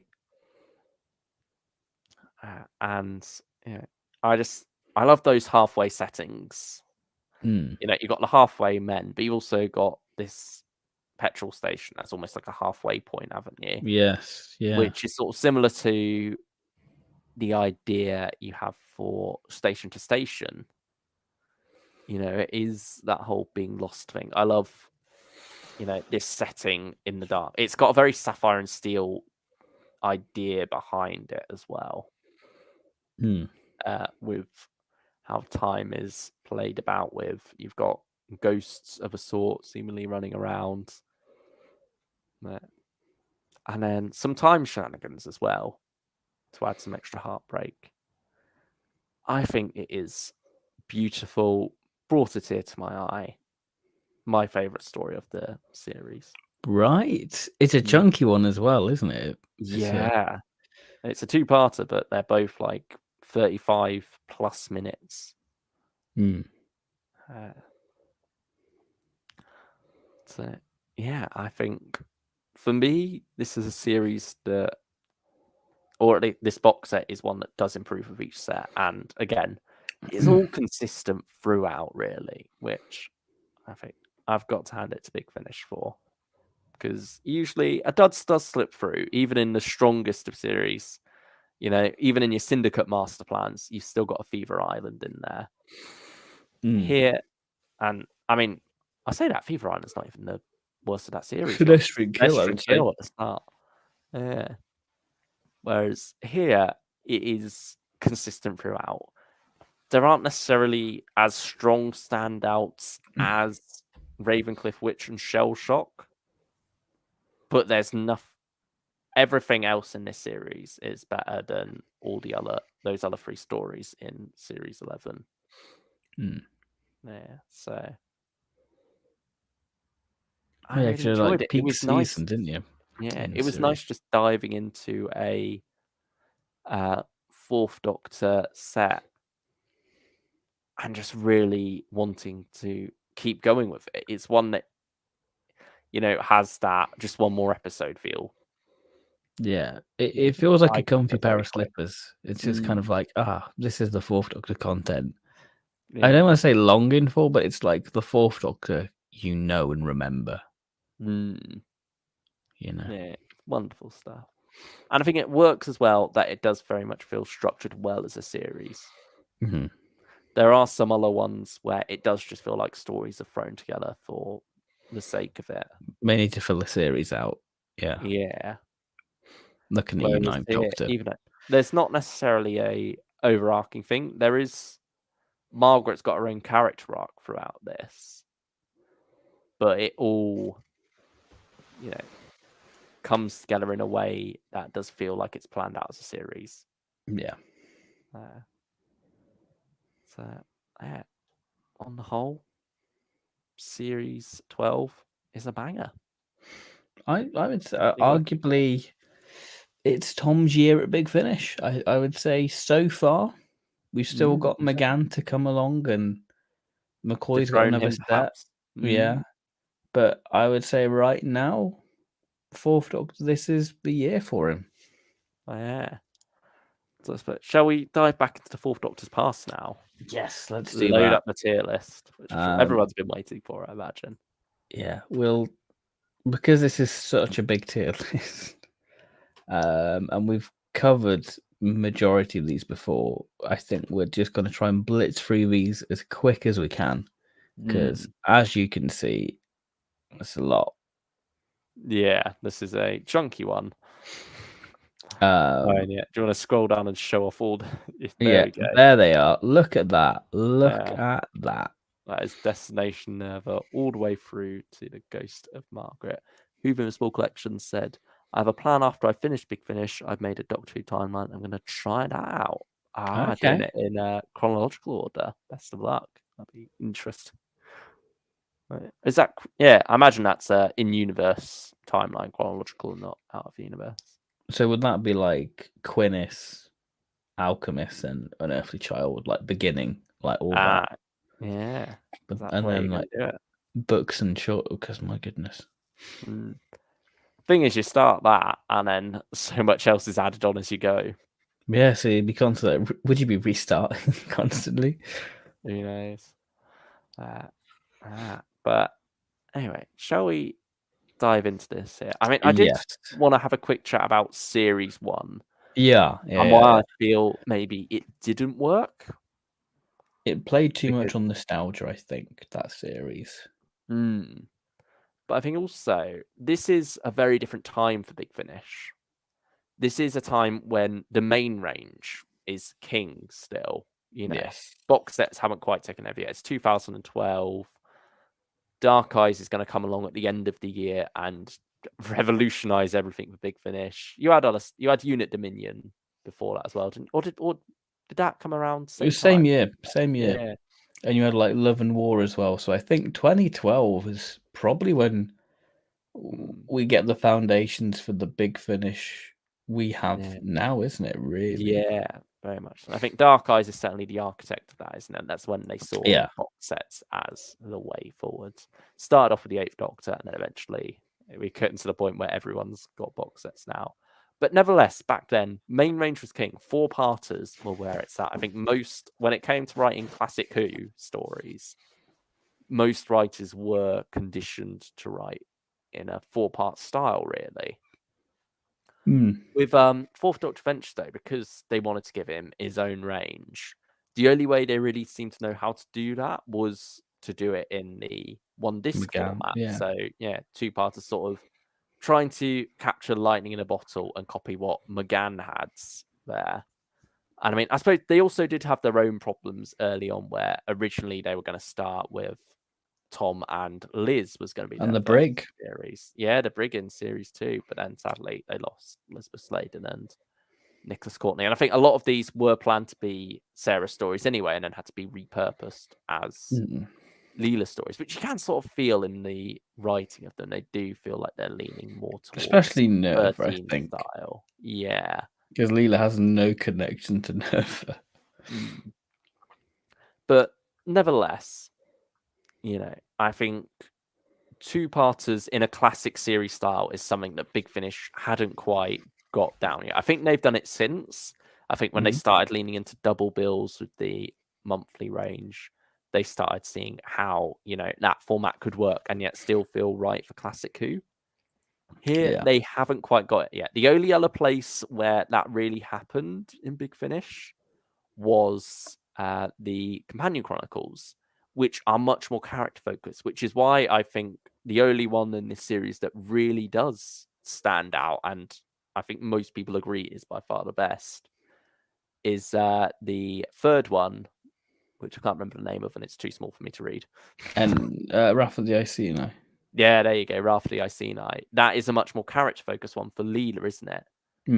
And so that's sort of copying the Companion Chronicles' strengths there. And so I think that is perhaps why it took the Fourth Doctor Ventures a while to find their feet. It was a bit of a rough start with Series 1, which I'm sure will be demonstrated when we start putting these on the tier list. It's the same tier list we had before, if you were around back then. We did do lists before, but times have passed. We've re-listened to some. I think it's good to just take a step back and put them all on again. I imagine a lot will end up in the same place, but maybe some will have moved around a bit. Yeah. So anyway, top tier is Jelly Baby worthy. Below that you have Pineapple Trunk worthy, and then below that you have Humbug worthy. So a tier list in itself of how we feel about different sweets there, isn't it? Or at least how important they are to the Fourth Doctor. I mean, Pineapple Trunk came along because there's a wonderful scene in the World Traders involving pineapple chunks. Yeah. And then right in the middle for the bang average stories, we have A Simple Rewrite would have been sufficient. A quote from Robots of Death, actually, or misquote rather, where the Fourth Doctor says a simple no thank you would have been sufficient. Another Fourth Doctor quote from his TV era, well, I'm not human and I've heard better. Of course, from Terror of the Zygons there, although in that case it was Seen Better. Are you listening to me? I can't actually remember what story that's from, but that's certainly a Tom Baker quote of some kind. Who knows? And of course, we all know this one. Insert writer here is an imbecile. But no hard feelings if any stories do go in there. Because so many Fourth Doctor Adventures are out, writers have had multiple chances that, they'll end up at the bottom there, and then they could always get one at the top tier even. Yeah, look at Robert Holmes. He wrote Space Pirates. Everyone's got their bad days. Everyone's an imbecile once in their life. Yeah. We all know why Pineapple Chunks is there. He says Whovisable Collection. So yeah, I mean, Destination Nerva. I've sort of already said how I feel about most of Series 1, to be fair. I'm leaning towards, well, I'm not human and I've heard better. I was thinking a simple re-listen would have been sufficient. Because I don't think it's bad, but I think it falls into generic alien story. Up to you. I think there's definitely worse. It almost. I think it's not a low point of the series. I think the finale is. I don't think it gets off to a great start though. I feel like it's almost so bland and average that it just doesn't leave any impact at all. And that's why I'm thinking one lower. But okay.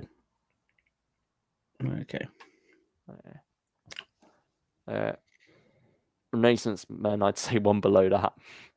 Yeah, it's a one. It tries to be like Deadly Assassin with like a plane sequence. I'll be honest, I have no real memory of it. I know Ian McNeice is in it, but yeah, it's not one that particularly stands out. No, I think that's its cardinal sin, really. Roughly, I see now. Best of Series 1. But Pineapple Chunk worthy? Or maybe Humbug worthy, I don't know. I'd say Pineapple Chunk. Because I think it's nice to see Fourth Doctor Leela butt heads. Because you don't really get that on screen. And I think this sort of sets up in motion the sort of teacher-student, like the educating Rita type feel. It's the prototype for what Series 3 will do. Yes. It ran so... It walked so Series 3 could run. Yeah, I see. I did. Any of Energy of the Daleks Humbug worthy? Maybe. I would say it's up there with Wrath for me, mainly because this was my first one I listened to. And I still think that if you want to get into Fourth Doctor, then simple. It's a nice, simple, hour-long story. It's technically historical now, you know. Oh yeah, it is, isn't it? You know, Leela being interrogated, brilliant. Like the Fourth Doctor adventures are full of so many, like, well, Leela never met the Sontarans, K9 never faced the Daleks. It's got so many. It's a sort of a canon plaster range in a way that it's like, yeah, if you care about canon, you probably won't have a good time with this. But I think they get away with it though. It all works. I think more people just like to pick holes when it comes to that sort of thing. Yeah. The TV series doesn't even have a consistent canon. Why should Big Finish care that much? Yeah. You know, I'm going to be playing the nostalgia card when it comes to Series 3, so I won't put up a fight here. You let me have Destination Nerve for one lower as well. Yeah. This is abysmal. Is it imbecile? Or I think these two are the lowest of the series for me. Yeah, Maybe Asylum Adventures better. Should we go Trial of the White Worm at the bottom end and Asylum Adventure with Renaissance Man? Yeah, because all I remember of Trial of the White Worm is this posh man just firing a tank. Yeah, it's beavers though, isn't it? And just yeah, and then you've got this. Is it like Fourth Doctor being swallowed by a worm? Probably. I mean, the title. And then you've got, and then the only thing I can remember from Asylum Adventure is Leela on a horse with an android. I think I can't remember. It's been a long time. Yeah, it sort of tries to do what Big Finish did with the Vardens for the Kralls, but unfortunately, the Kralls don't seem to have that same potential. Yeah. And now we're into Series 2, which is all your territory, really, because I've only got one from this, so take it away. You see, a part of me wants to say this is my favourite Fourth Doctor series. Ooh. Mainly because this is going to sound really morbid, but this is the only Maritime series we've got, so there's something very special about it. Yeah, I can see that. I listen. It's sort of similar to the John Hurt stuff, isn't it? Yeah. And I listened to this series when I met Tom. So I've got a lot of attachment to that, really. But Antimatter, this is a fan favorite for people, but for me, I think it's the weakest of the series, so I'll probably put it there. It's very much parodying Jeeves and Wooster. Sands of Life, I think this one is. Yeah. For a time, this There's a was Sands of Time somewhere as well in some other media, isn't there? yeah, a book, and I'm always like, which it's like Seeds of Doom and Seeds of Death, right? You know in your head which is which, but sometimes you just blurt out like, no, that's the wrong one. Yeah. Spearhead from Space and Frontier in Space. If you've watched our previous Talking All Things Poetry stream with Stephen Noonan, you know that came out of my mouth. Yeah, it's easily done. For a time, this was my favorite Fourth Doctor adventure. Wow. And yeah, it's a three-parter. It's oddly structured, but again, it's sort of a precursor to what we got with the relaunch last year with Beyond War Games, with how it played with format. But I think, unlike Series 1, I know you're not a fan of, this kind of has a bit of a structure to it because you have a Sands of Time or Sands of Life, which one is Sands of Life, I think. War Against Valan, you have, Dalek Contract and Final Phase, which are kind of, 4 stories. There's a bit of an arc there with Cuthbert and how it all sort of links. So it feels like a series in itself. So I think that's probably why it's got something going for it. But yes, I still put it there because it sets up. It's interesting because it sets up a load of stuff what you'll get in Series 5 with like the parrot and all that sort of stuff. And I think War Against Valan, it's humbug worthy. And then Just for Jelxar, I would say is there. I mean, this is the one I have listened to as well. Oh, sorry. I was jumping the gun. Get out of there. Yeah, moving on. Yeah, mainly for Jago and Lightfoot, Yeah. With Fourth Doctor thrown in there as well, I think. Jago and Roman are going on a meal together, and Jago thinking it's a date. So good. So good. I'd more lean towards humbug worthy though. Okay. I'm not as big a fan of this one. But I don't know, just part 2 just sort of lost me a bit really. But with like the stone. I mean, if you want to go pineapple trunk worthy. I've got control of the rest of the board for these. Yeah, you've got Phantoms of the Deep and such. So yeah, I'd say Phantoms of the Deep again. It's a nice sort of underwater ghost story, and probably the forgotten one of that series. And then, pardon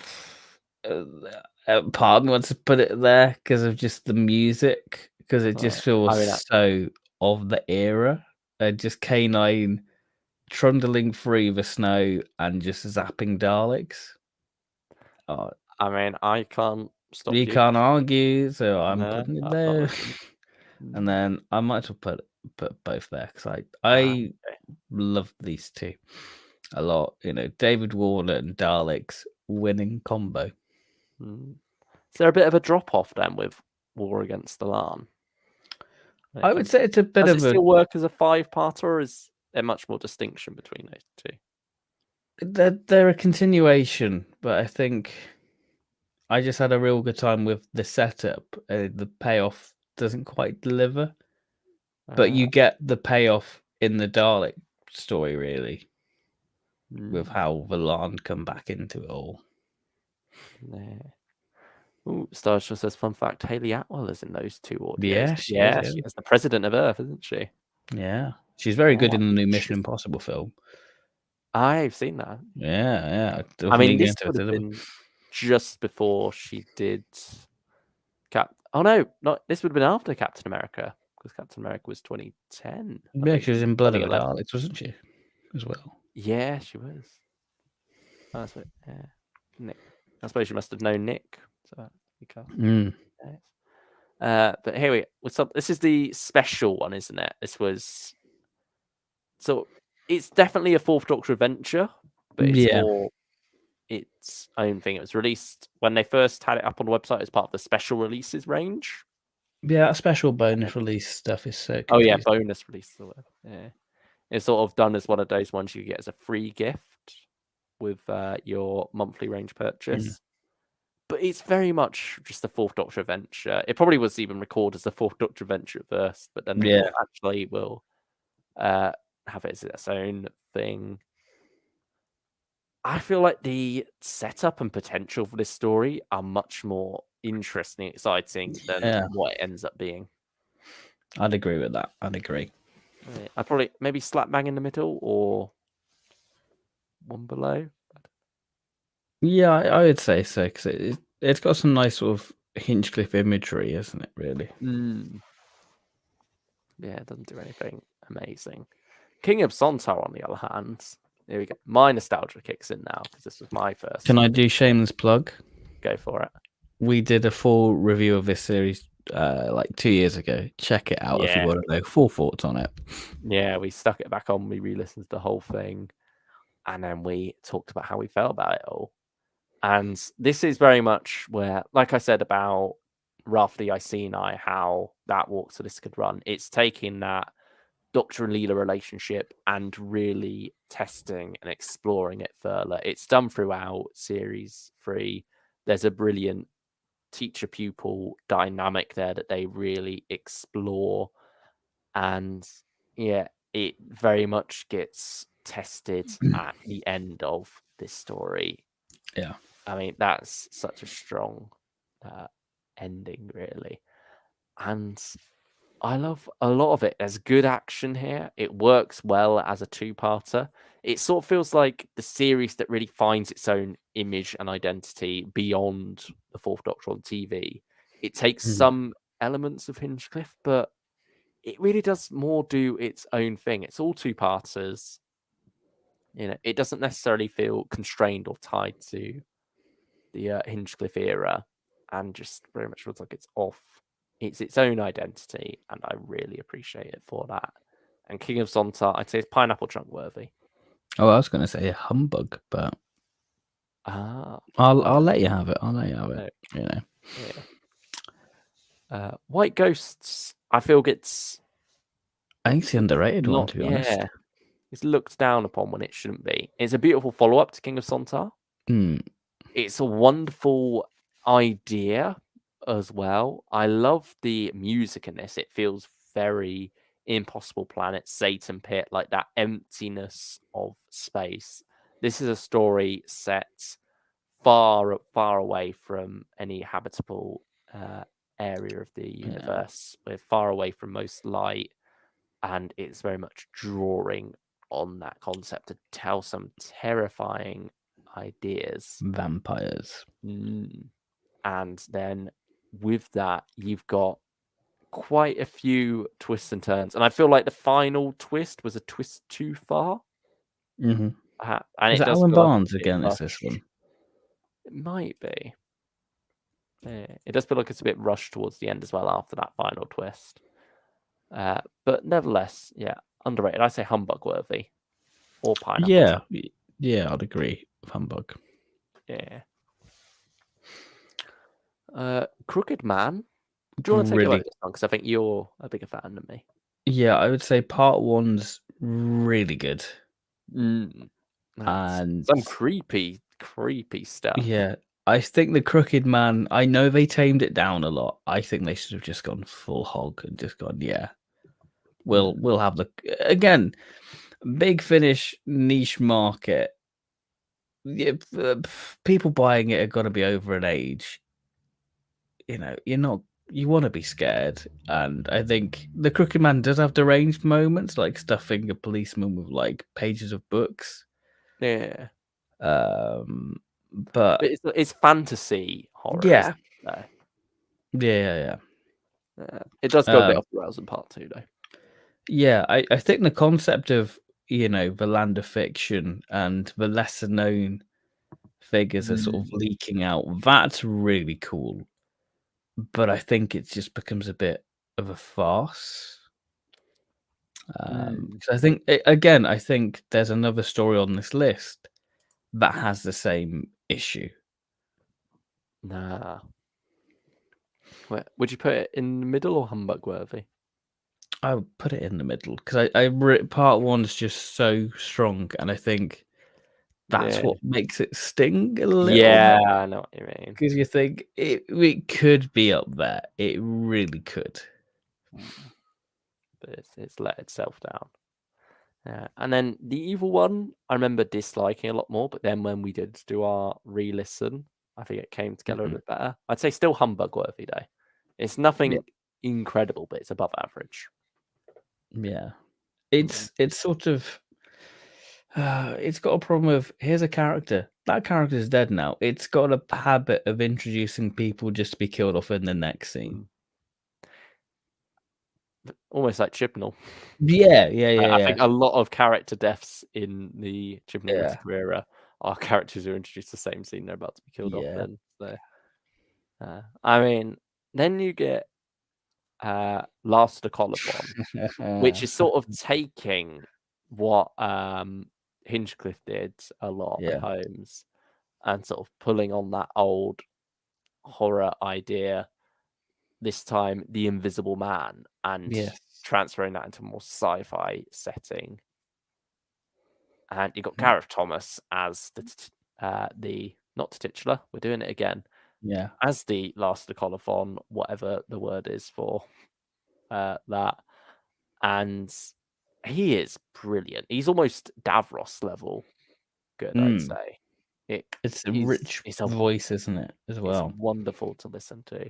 Has some great scenes with the Fourth Doctor, some great scenes with Leela.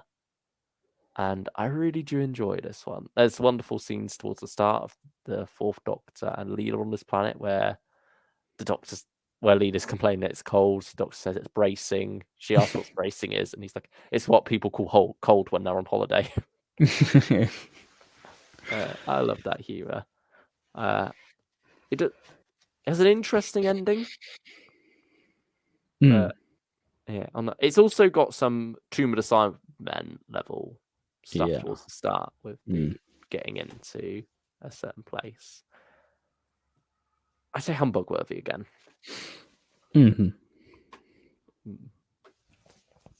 Doctor Who does Star Wars with Destroy the Infinite. Brilliant stuff, isn't it? It's Nick Briggs channeling his love of war movies, transferring. I mean, it's Sink the Bismarck as the main inspiration. Taking that into space setting, introducing the Eminence, which was such a cool idea. And it's a shame that it never really went anywhere in Big Finish. Yeah. They sort of transferred over to Dark Eyes and then sort of got forgotten about, really. And haven't turned up since, I don't think. No, well, you had the Sixth Doctor story, Seas of War, which I'm not a huge fan of. Maybe we should do a throwback Bonnie special of that, maybe, but I don't know. But yeah, I'd say this is probably the Eminence near their strongest. And you got Time's Horizon as well, which is a very good one. Yeah, it feels very of the era as well, how the Eminence are portrayed in like the casket. It feels very much like the canopic jars of like pyramids in a way. But the actional works very well for audio. The scale you get when the Infinite itself takes off is wonderful. It's very punchy, very pacey. It works very well in two parts. It all comes together nicely. I'd say pineapple chunk worthy. Yeah, I'd agree. I think my favorite from this season. Probably my least favorite from this season, though, is The Abandoned. Yeah, written by Louise Jameson and Nigel Fairs. This is a story. When I met Louise Jameson, she was talking about it's about childhood imagination and how we sort of lose that when we get older. It's got some interesting concepts to it, doesn't it? And I think it plays about with them quite a bit. But it does feel like it's hard to really grasp onto what exactly it's doing. I don't think you can take it seriously either with like the villains of the piece, the way they sound. It's certainly well suited for a two-parter, though. Yes. But I'd probably say, well, I'm Not Human, and I've heard better. Yeah. Because it's not as anywhere near as bad as anything below it. And now Zygon Hunt, the finale. Another one which sort of disappointed me at the time, but I've come around on more. Maybe having it on vinyl. I think vinyl always helps, doesn't it? Yeah. And there's something about Tom on vinyl where just like I feel like I've been transported to the 70s. Yeah. There's a nice bit about Leela's father in this one. Hmm. And it does sort of feel like a homecoming for her with this planet. And also it's a nice story about hunting. Because Leela is a character who is quite violent, who is a hunter. Mhm. But it sort of shows the different morals and levels of that, and Yeah. how you got these characters who are just doing it for sport, just doing it for the pleasure of inflicting pain on others. And so you get some quite detestable human villains in this. And yeah, the Zygons, you get some interesting body swap stuff in there as well. But there's only so much you can do with that in 2 parts. I'd probably say humbug worthy again.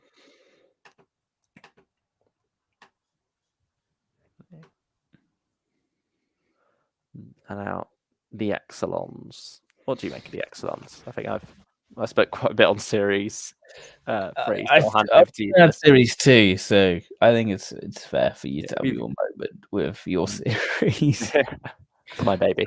Yeah, it's yours. 'Cause I think you rate it highly than me, but yeah. Okay, nostalgia runs deep. Yeah, and that's fine. It's valid, and I'm not here to take it away from you. Yeah. The Exelons, again, I maybe nostalgia plays into this because this was the first time I subscribed to the Fourth Doctor Adventures. I see. And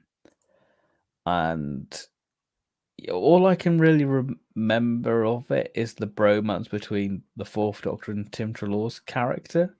And that's all I can really remember of it. And I remember thinking it was okay. Yeah.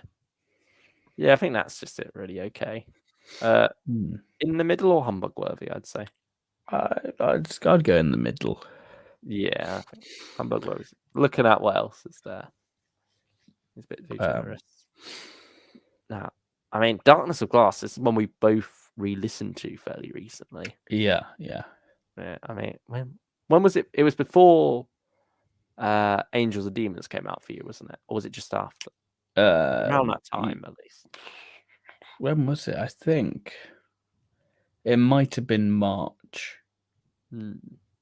Oh wow! That was quite a while ago, actually. I think. But I think you went into a bit of a Fourth Doctor rabbit hole afterwards. Yeah, it started the rabbit hole. Yeah, it was what made you reconnect with Big Finish. You said. Yeah, because it's amazing how just something will click and you're like, yeah, this is why I love it, and this is such a brilliant story. It's sort of your meat and potatoes Fourth Doctor story. It's Philip Hinchcliffe Presents, but without it being in a 50 quid box set. Yeah, just the whole idea of this sort of isolated. It's a woman in black in a way, with like the tides have come in. They're trapped on this big sort of estate house, and they're celebrating the death of Caversham, this lanternist. And there's a demon there, which might be the weaker aspect of the story. But I think it all sort of does fall apart a bit in the climax, but it's still very strong before that. I love the visual of the Fourth Doctor and this character in the library trying to uncover the mystery of like the demon and stuff. And the Fourth Doctor's like, I read it ages ago. I just wanted you to get to that conclusion. It's fun stuff. Wonderful. I mean, I quite like how this feels very much like Philip Hinchcliffe espresso shot, I suppose. Yeah, it's very yeah. concentrated and condensed into a 2-parter, but still feel it has that same tone. It has all those tropes that you'd expect. You've got Leela berating people for being slow or mocking her or whatever. It all comes together very nicely. I'd say pineapple chunk worthy. Okay, I was thinking Jelly Baby. Up to you. I think it's sort of what you want from the Fourth Doctor Adventures, personally. I do feel like there are much better ones though. I'm gonna stand my ground and put it there. There's plenty of room up there. Yeah. But yeah. Now I think we've got more up there than we did last time. I swear it was a very bare one at the top there. But anyway, Requiem for the Rocketmen. It's an inverse master story, really. Because usually the Doctor turns up somewhere, the Master's got a plan in motion. This time, the Master's turned up somewhere looking for some new allies. This is sort of like the nice bit of prelude to the standard Master story where he's coming in with some new alien allies. Here it shows he's trying to make that connection.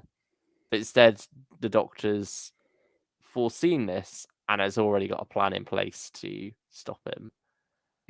So I think I rate that concept. It's a lot of fun. The Rocketmen are a great little villain made by John Dorney. I think this might be my favourite Rocketmen story. I'd say Pineapple Chunkworthy. Yeah. I think it's a good story for Leela. Deathmatch, it's average. Like it's a drop off. Yeah, because it's not quite a 4-parter. These two, are they? It's but kind of that link. Yeah, it's like pay 20 quid and you can finish the story. Which you'll get later on with like Paradox Plan, Legacy of Death, and Fate of Krelos.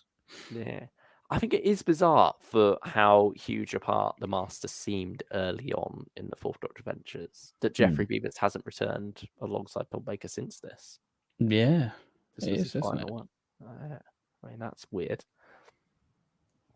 Yeah, I'd say below average. I'd say, well, I'm Not Human and I've heard better. Yeah. Do you want to take it away with Suburban Hell? No. It deserves a bit more than that. Okay. Hang on. Suburban Hell. No, I mean a bit higher. I'd say, Are You Listening?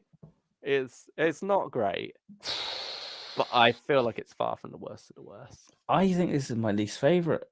Did you re-listen to it recently? No. I'm going to say this on happen, but this is one where like it's not as bad as you remember. I think we got caught up in the bandwagoning and hating this one. No, everybody loves this one because everybody loves Abigail's party. Obviously, but all of our friendship group at the time turned on this one, and I feel like we bandwagoned with them. I mean, it's definitely not incredible, but I don't think it's worst of the worst. See, for me, I talked myself out of re-listening to this one because I'm like, oh yeah, that's why I don't like it. So I just I don't know. I'd say, Are You Listening to Me? Oh, okay. There's far more offensive ones on here. I don't know. Cloisters of Terror now. This is one that you quite like. This is another Crooked Man. Part 1's so good. Yeah. And then part 2 goes into Technobabble. And it's Stones of Blood. It's Stones of Blood. I'd say bang in the middle again. Yeah, I'd agree. Alongside Crooked Man. I think what makes the story really enjoyable is Liz Shaw's mom, Dr. Emily Shaw. Surprisingly, I haven't brought her back now that we've got. I know. I mean, maybe she'll be an intelligence for war. Maybe. I would love just a series of Tom and her, to be honest. But then you kind of you think, well, Margaret kind of feels that old lady. Yeah, they've done it now. But yeah, I just think there's more chemistry there, personally. Yeah. Now, Fate of Krelos. Controversially, I prefer this to Return to Telos. I think you're on the Yellow Cat part. Yeah. I quite like the slow start of this one, the more day in the life, I suppose, while the world's falling apart around them. I love the mystery of that. that everything seems to be going wrong, but you're not actually seeing it happening yet. I love that whole horror just out of sight. It's what's unseen or unheard in this case. I think really adds to this story, while also tying in with a nice little fishing trip and canines being a bit creepy. And sort of, oh, here's Jamie, like getting referenced a fair bit within it. Yeah, it's like they knew what they were doing. And then he, of course, gets to turn up along with the second Doctor in Return to tell us. In such a strange, it's so strange how it fits in with Tomb. But yeah, Cybermen are great in it. You know, bursting through the walls, and just you can imagine like this city in ruins and flames, and you just get them those Cybermen bursting through the walls. Oh, very good. Yeah, I think that attack scene is quite good, but it just sort of becomes a continuity mess, really. Maybe that's why I enjoy it. too far up its own arse, perhaps. I know. I mean, Stylish One says, that's not a hot take, Luke, but that is Ben. Return to tell us has a terrible reputation as being a massive disappointment, one of the worst Doctor adventures in the whole range. I mean, well, it's bad. When I saw the announcement, though, of Fourth Doctor and Telos Cybermen, I was so excited, and it definitely was a disappointment when it came out. Oh no, I loved it. It's just too... Which tier would you put it in then? What? Return to Telos? Yeah, Return to Telos. Maybe Pineapple Chunk.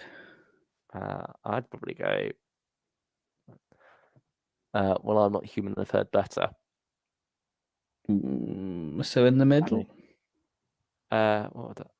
Humbug worthy, I guess. Do we put them both humbug worthy? Yeah, because they're a double. Yeah, perfect. This one we both can agree on. Yeah. I'd say Pineapple Chunk worthy. Yeah, we spoke about this one a lot. It's a great two-parter, nice and light, good fun. It's what you need really to kick off a season. It's a perfect little opener for Series 5 and gets that Season 17 tone right. Again, if you want to listen to Fourth Doctor, get it. Because it got a vinyl release, so I think, get it. Yeah, and Series 5 might be the strongest series. It's got a lot of bangers. One of which, Labyrinth of Buddha Castle. Oh, yeah. I'd say Jelly Baby worthy. Yes, I'm glad. I think we argued on this one last time. Might have done. But yeah, I mean, Wave of Destruction is a solid start. And this is where it really gets good. This was one I re-listened to recently. I started off with Darkness of Glass and then went to this, and it blew me away. I think it's way better than Darkness of Glass. I think Darkness of Glass is pretty strong, but Labyrinth of Buddha Castle is where it's really at. This takes the horror. It's still got a good level of horror and dark humor in there, but meshes very well with the season 17 tone. And, you've got some wonderful humor. Mark Bonar is giving it his all in this one. He's chewing the scenery. Oh, it's high camp. But he is wonderful as the villain here. There's that wonderful line where he's talking to Tom and it's just like, what a shame, I rather like your trousers. He's a delicious villain, isn't he? Yes, he is. Yeah. It's just everything you could want. And it works very well. It was a two-parter again. I think this is when they refine the two-parter. I think this is definitely. where we get it working so well. It's a well-oiled machine at this point. And the two-parters are the strongest aspects of Series 5. I think the four-parters are where it sags a little bit, particularly the second one. But yeah, Labyrinth of Buddha Castle, probably my favourite of this series. I do. I would say there's another one what might come close in this series. But first, Paradox Planet and Legacy of Death. This is very much a four-parter. Yeah.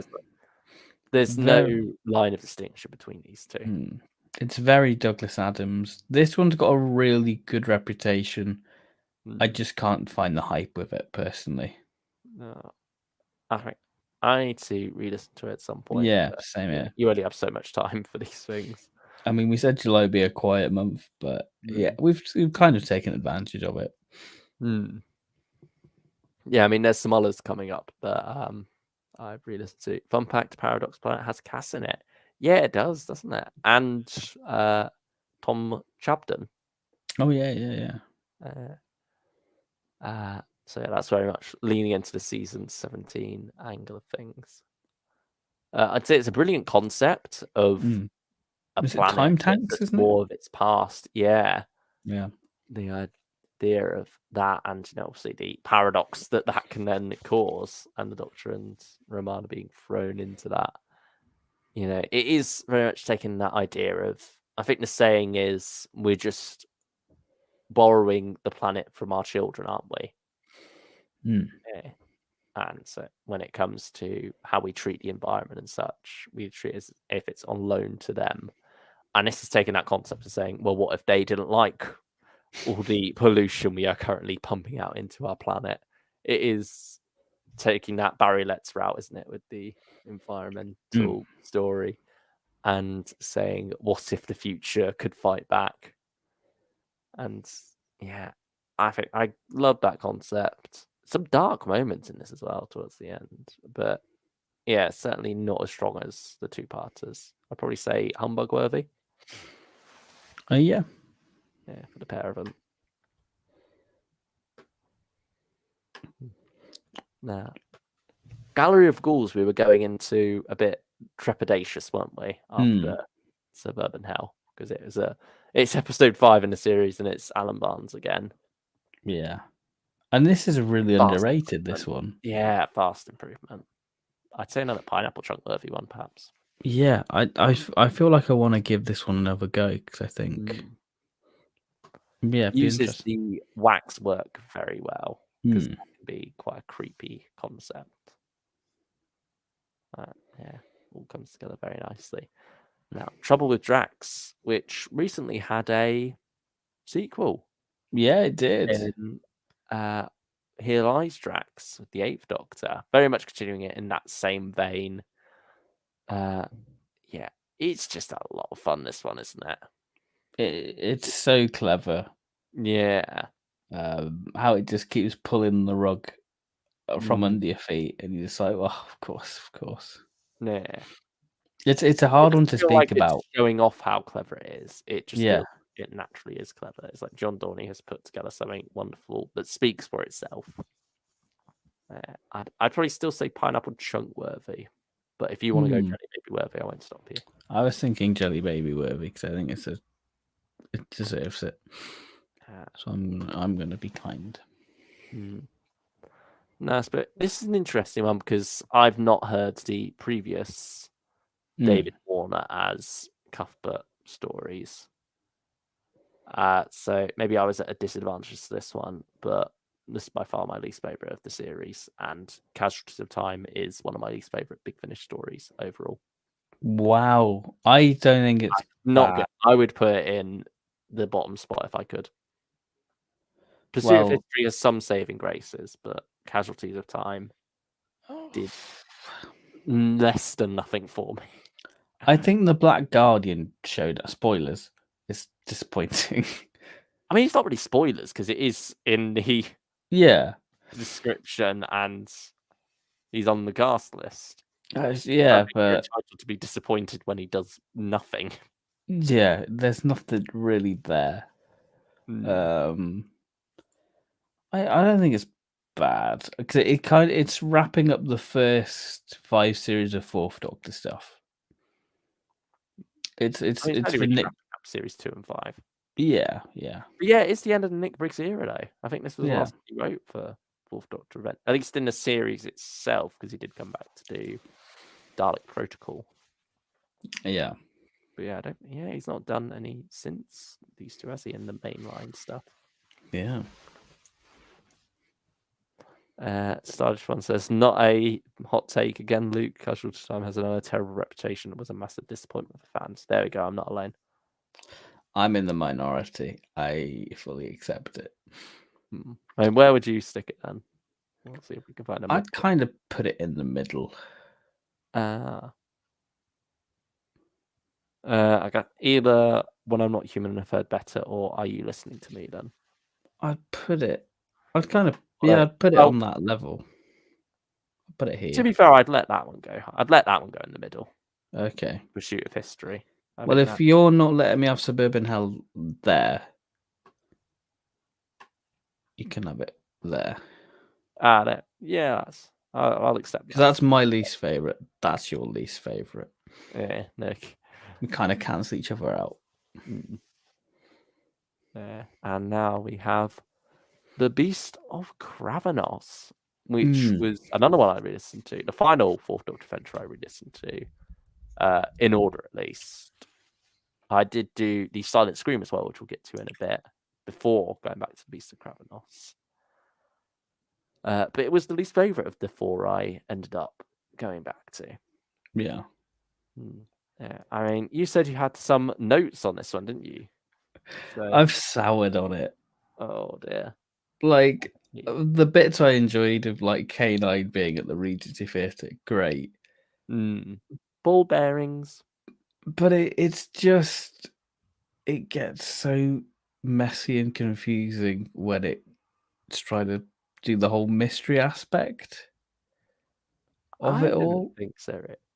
I think it just seems a little bit generic. I think it is very obvious who the thief is.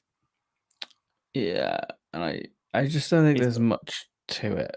Yeah. It sort of tries to be enigmatic when the Doctor already knows anyway. He's acting surprised for no reason. I just don't think it has a charm. I'd say it's got some charm, but yeah, definitely plot-wise, it's a bit damp. I'd probably put it in the middle. Yeah, I think rewrite. Okay. And now, The Eternal Battle, Return of the Sontarans, this time in the season 18 style story. And I think quite a fun one, and also nevertheless a darker one though. It is going in that more season 18 territory now. See, when I first listened to it, I really enjoyed part 1, and part 2, I remember it getting lost in technobabble.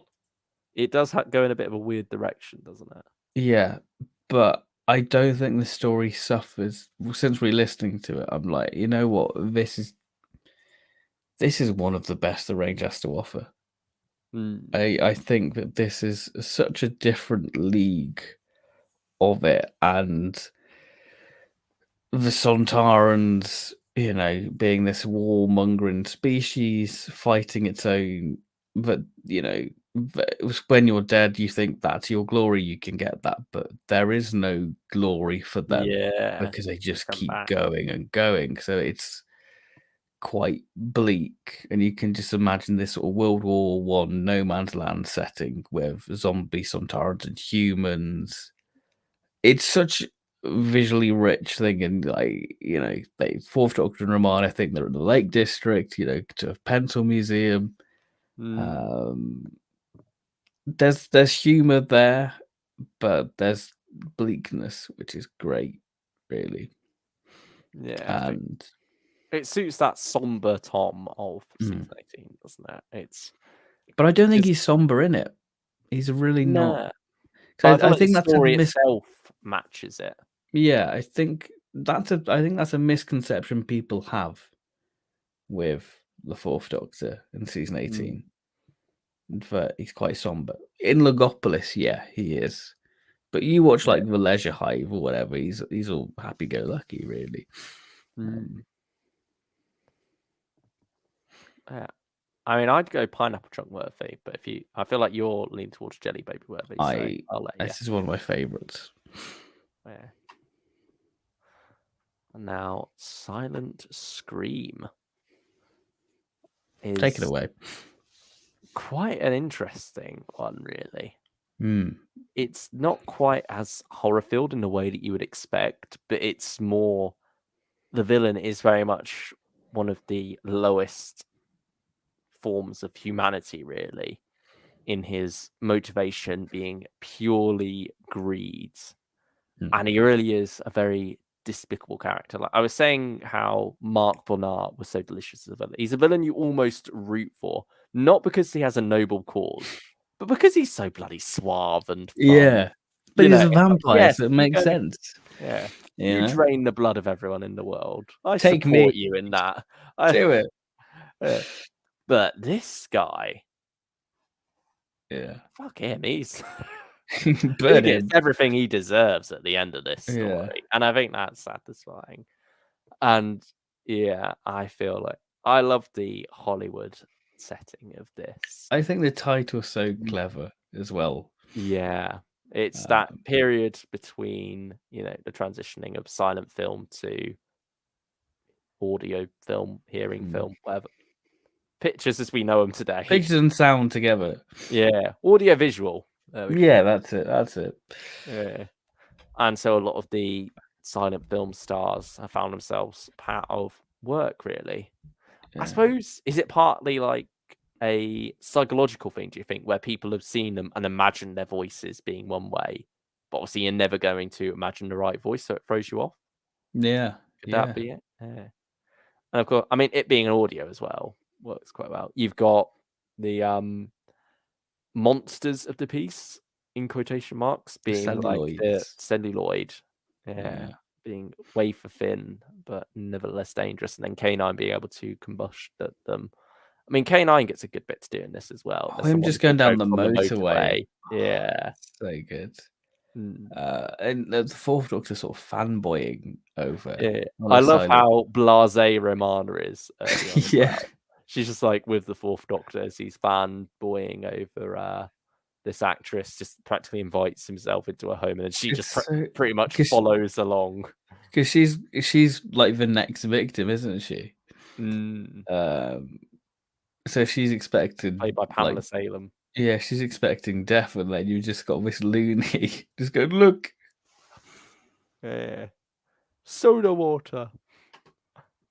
Yeah. I'd say pineapple chunk worthy. It's a lot of fun. Yeah, James Ross near his best. And now Deathras. I think you re-listened to Deathras, didn't you? Yeah, this is where I got up to with my Series 6 marathon, so I should get back onto it. Yeah, it's one I should get around to again as well. I remember it just being fun and enjoyable. I think it's the most season 18 sounding one, and I think story, actually. I think it's quite an underrated one.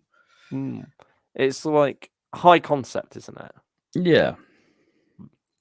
With it all, so I would say it's humbug worthy. Okay. It's a good one. Yeah.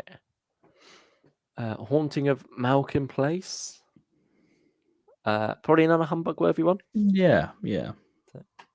Good fun, but a bit odd. I would say this is the weakest of the series, Subterranea. Yeah. I mean, well, I don't know. There's one I think is weaker, perhaps, but yeah, I can't say I'm hugely going to defend Subterranea. I'd say in the middle, or I'm Not Human and a third better. I'd put it there. Yeah. You got some interesting. You can imagine it almost being done with puppets, can't you? Yeah, you can with the models and stuff. Mavellan Grave, Andrew Smith. I think he's more suited for long form storytelling. This one becomes a bit of a runaround, and it lets itself down by that, really. Like the idea of a super Mavellan, cool, but I think that's the only substance it's got. I'd say slap bang in the middle again. Yeah. And now this again, it's the finales that I think we differ with. Oh, I'd say one up. One up. Sorry, but if you, I think it's better than Subterranea. It's got more going for it. Yeah. I feel like we're going to differ again with this finale. I think you prefer them a lot. Yeah, I think the world building feels very season 18. It feels like very E-space. Yeah, I get that. I just feel like it's a bit overly long. which is odd because I felt when I saw that this series was going to be mostly 2-parters, I was a bit disappointed. I want my 4-parters. We have that all the time now. Yeah. But this is another one that's very much a 4-parter, isn't it? It's not a 2-parter and a 2-parter that happen to be linked. It's just one long story. But I didn't get on with it. I think it's a bit obvious now looking back on it with like Romana's friend. It's like, of course, it's going to be Romana's equivalent of the Master. Yeah. I mean, where would you put it? I'll maybe put it humbug worthy, or maybe in the middle. I'd probably say, well, I'm not human. I've heard better. So should we go middle again? Put it next. Yeah, we'll go middle. There we go. That's 4th Doctor Adventures series finale reminds me of G is for giving Romana her own master from learning the alphabet with Ben and Luke. There we have it. There are a few Series 6 audios which interest me, but I don't really like Season 18, and it's my least favourite Classic Who season, so I'm not sure if I'd enjoy those audios. I feel like you will, because I feel like they transcend it, really, don't they? A lot of the time. Yeah, because I'm taking that as a baseline, Season 18. Season 18's not one... You catch me on a different day. Like, it's one where catch me on a day, I like it. Catch me on another, I'll probably say I didn't like it. It's one I can't really make head and a tail with. I mean, Silent Scream and Beast of Cravenos, you could easily do as Graham Williams season 17 stories, and I wouldn't blink. I wouldn't say, oh, this is feeling more season 18. Yeah, they feel very comfortable there. I feel like the most season 18 is the finale, which I mean, you are a fan of, and I'm less a fan of. So I'd say for you, /1, that's probably the one to avoid at all costs. But anyway, we're back to Leela now. We have a series which I came around on because I did do a re-listen to this before we did our previous tier list of this. I think you've not touched it still, have you? Really? No, I really should do that. Particularly Volume 1 is a strong one. See, I never finished these two, so I can't. I quite like them, but Sons of Caldor, strong start. Yes, nothing mind blowing. I say humbug worthy again. Yeah, part 1 especially I like, but then it sort of falls into like generic growly aliens outside. Oh yeah. Cromarsh Experiment. I think it sort of transcends 4th Doctor Adventures because it's like it's a celebration of the range with the characters within it. But it's doing something... Leela's one at least. Yeah, it's doing something so different. Very out there. I get a perfect concept for a 2-parter as well. Yeah, very much one you probably have to listen to a fair bit of 4th Doctor Adventures to get the most out of it. I think you won't be left confused by it. It's all pretty well explained within it, but it's more, you'll get that more of a, oh, I know that face or voice. Yeah. And you get more of what thematically is being said. You'll still understand the story, but thematically, you'll get more out of it. I'd say Pineapple Trunk worthy. Yeah, I'd agree with that. I'd agree. Right, I'm giving you the lead for this because I've not finished this one. Yeah, I quite like this one. I love the almost Blade Runner setting. It's very much going for that style. You could tell from the title, The Mind Runners, really. But it goes in a bit of an odd direction in The Demon Rises in terms of the revelations of what this planet actually is. But yeah, overall, I'd probably say humbug worthy, a pair of them. There we go. Yeah. And now The Shadow of London. We're on to Volume 2 now. And good idea, good twist. All comes together very nicely. I'd probably say another humbug worthy one. Yeah. Bad Penny's probably my least favorite of this series. I'd probably say, what's a simple rewrite would be sufficient. Yeah, I'd agree. And now the Sutek 2-part finale, 4-part rather. It's one I didn't like so much first time around, but did get a bit more out of the second time. There's a particularly wonderful scene of Tom Baker saying, "I'm the doctor and I bring life. I bring the gift of life," or say along those lines as he's in the process I'd of say humbug. Yeah. I think it goes alongside those two. So yeah. Series 7 as a whole is a mostly humbug worthy one. Yeah. In fact, actually it all Naomi's balances in out. actually, shoot. Yeah, she is. And John Dorney is a policeman of sorts. Speaking of police, Sinister and Kill. Yeah, here we go. We got finally Anne Kelso coming along, or Anya Kingdom as we now know her. It's funny that we can probably talk about that twist now because it is all over Dalek universe, really. Yeah. Far more popular. And this serves as a nice little prelude to that, really. That's pretty much a sequel to this, but yeah, I'm not saying at the same time. Sinister and Kill, though, it's not great. Are you listening to me? It's my least favorite of the series. Again, it's a 2-parter by Andrew Smith, and so it descends into a bit of a runaround, sadly. Part 1, I think, is only 22 minutes, isn't it? It's quite it feels short. so long. It drags. Yeah. It's like it doesn't work. The dancing plague in Time Apart, where you're like, this is longer. Yeah. But Planet of the Drashigs, things start to get good here. I'd say humbug worthy. Yeah. Yeah, it's Doctor Who does Jurassic Park with Drashigs. Yeah, Jurassic Park. There we go. There we go. Writes itself. Yes, it does.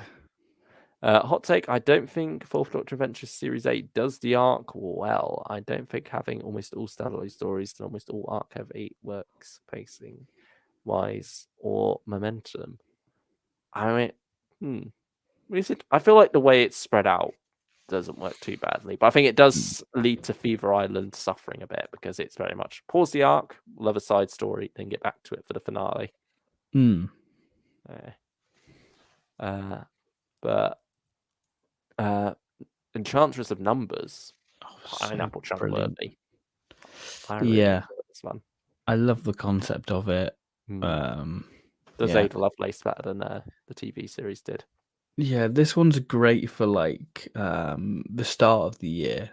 It sort of has that sort of Stones of Blood sort of night. You can imagine that sort of nighttime video quality to it. The outside broadcast. Yeah. Yeah. And then this is where the arc kicks in and gets really interesting. I love this one. Is it the False Guardian? And then Time's Assassin. Yeah, that's them. Yeah. With Zephon from Zephon.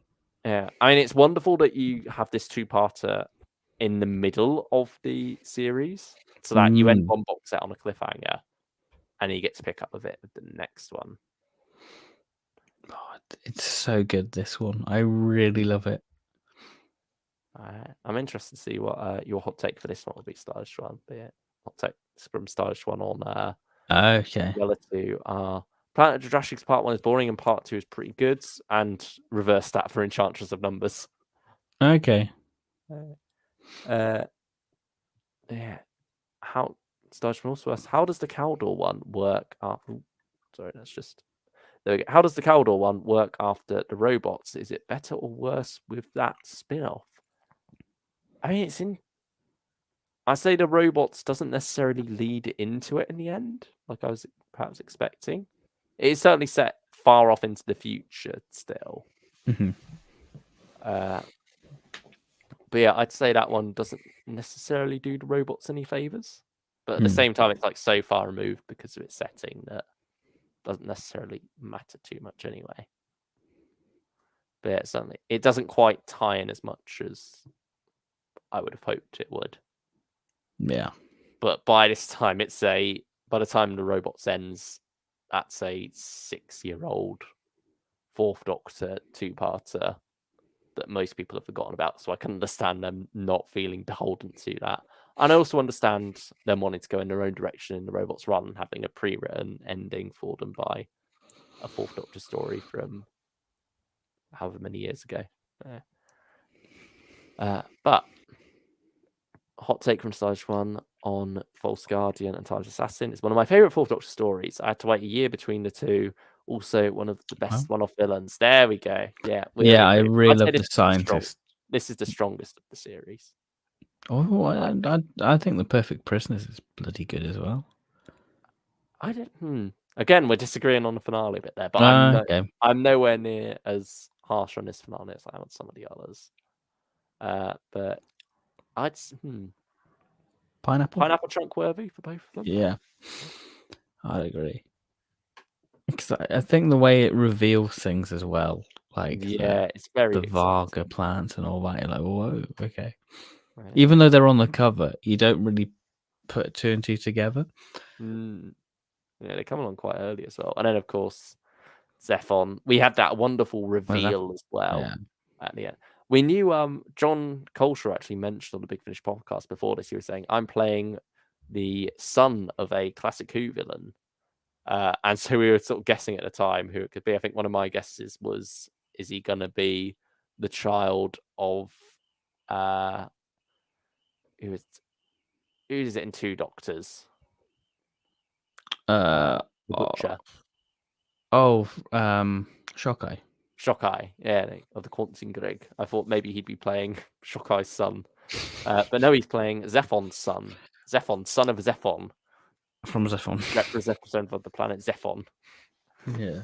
Yeah. I mean, that's just a lot of fun. He gets the voice perfect as well. Yeah. I mean, to be fair, this was the time John Colshaw became literally everywhere, because Chameleon was happening at the same time.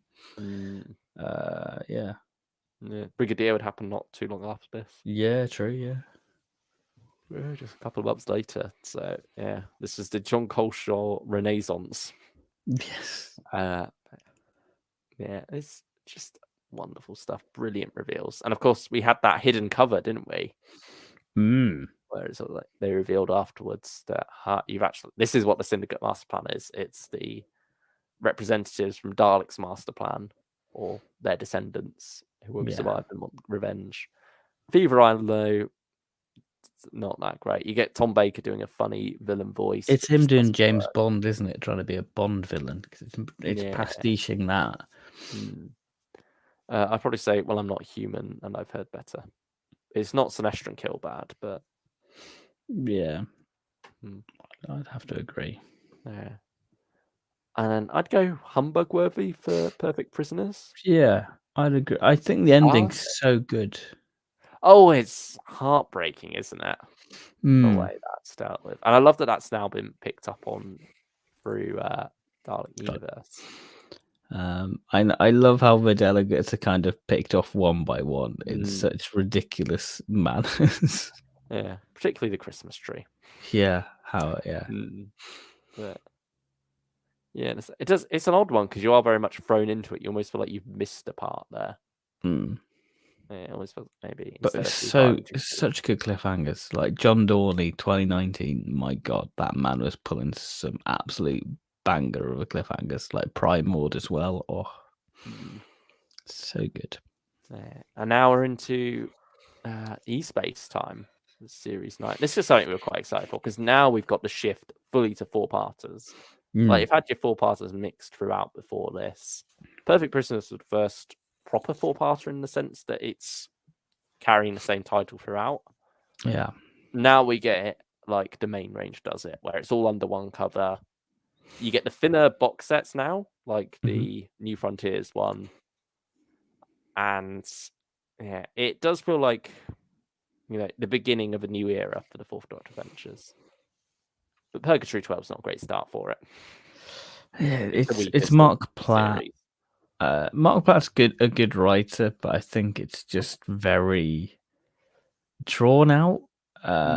It feels very season 18 with like this giant chess match, and you think the Fourth Doctor could have saved Adric's life by just leaving him, Good. Let him have his tantrum. We'll leave him on this like asteroid.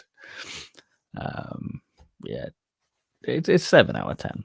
Yeah. I mean, it's nice to pick up on that like gap after State of Decay and really explore these characters and what they'd be like together. But yeah, I don't think the story itself is anything incredible. I'd probably say a simple rewrite would have been sufficient. Bang in the middle again. Yeah, perhaps one lower. Up to you. Yeah, I'd agree. Yeah. Chase the Night though, best of the series. Brilliant concept. Some great challenging of morals. Brilliant villain as well. Yeah, Jane Asher, isn't it?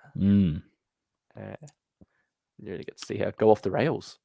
Quite literally, yeah. And the idea of dead weight having a whole new meaning, you know. Yeah.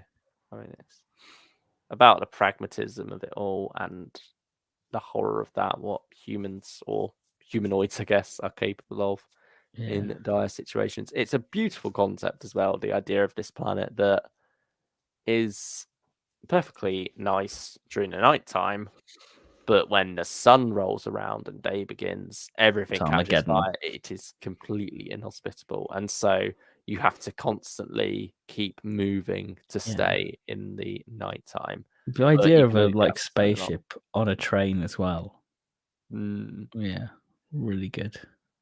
Yeah, I mean, I'd say Jelly Baby worthy. I'd agree. I think it is an absolute banger.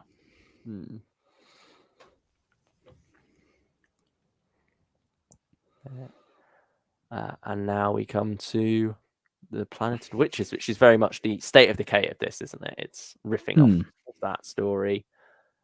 But yeah, I think it's good fun. I'd say probably Pineapple Chunk worthy. It's Purgatory 12 done right, I think, because it's got the same sort of Adrix. Yeah. Again, a central point of it. With like the entity wanting Adric. Yeah. And then Quest of the Engineer. Andrew Smith's doing a 4-parter now. And it is this big bombastic. It feels right for a finale. The engineer himself is a brilliant villain with this huge threat behind him of this like jigsaw planet. It all comes together very well. You have a great mystery throughout it as what's the engineer got in this case here, or this obelisk, I think, isn't it? So, yeah. And yeah, I'd probably say Pineapple Chunk again, or Humbug. Up to you. I'll go Pineapple. That'd be nice. Okay. Lockdown special now. Yeah. So that was our last. That was February 2020. And then some big things happened and some changes took place in the world. Yeah, don't know what happened. Yeah, and it's amazing to think that this all came about in the space of those 3 months. Really, it all locked down in March, and then we roll around to May, and Big Finish have their first audio produced in those times. This was going to be part of Series 13, apparently, wasn't it? Yeah, that's what they said. Presumably, some plans shifted there, and Series 13 became different, or they misspoke and meant 14, and we're doing another Leela and K9 series then.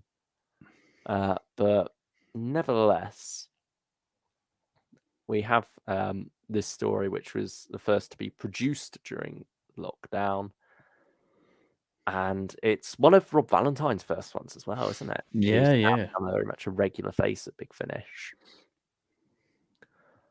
And so it's got this brilliant concept of, which is actually also quite fitting for COVID, of people ignoring reality at their detriment because they're on a cruise to the sun.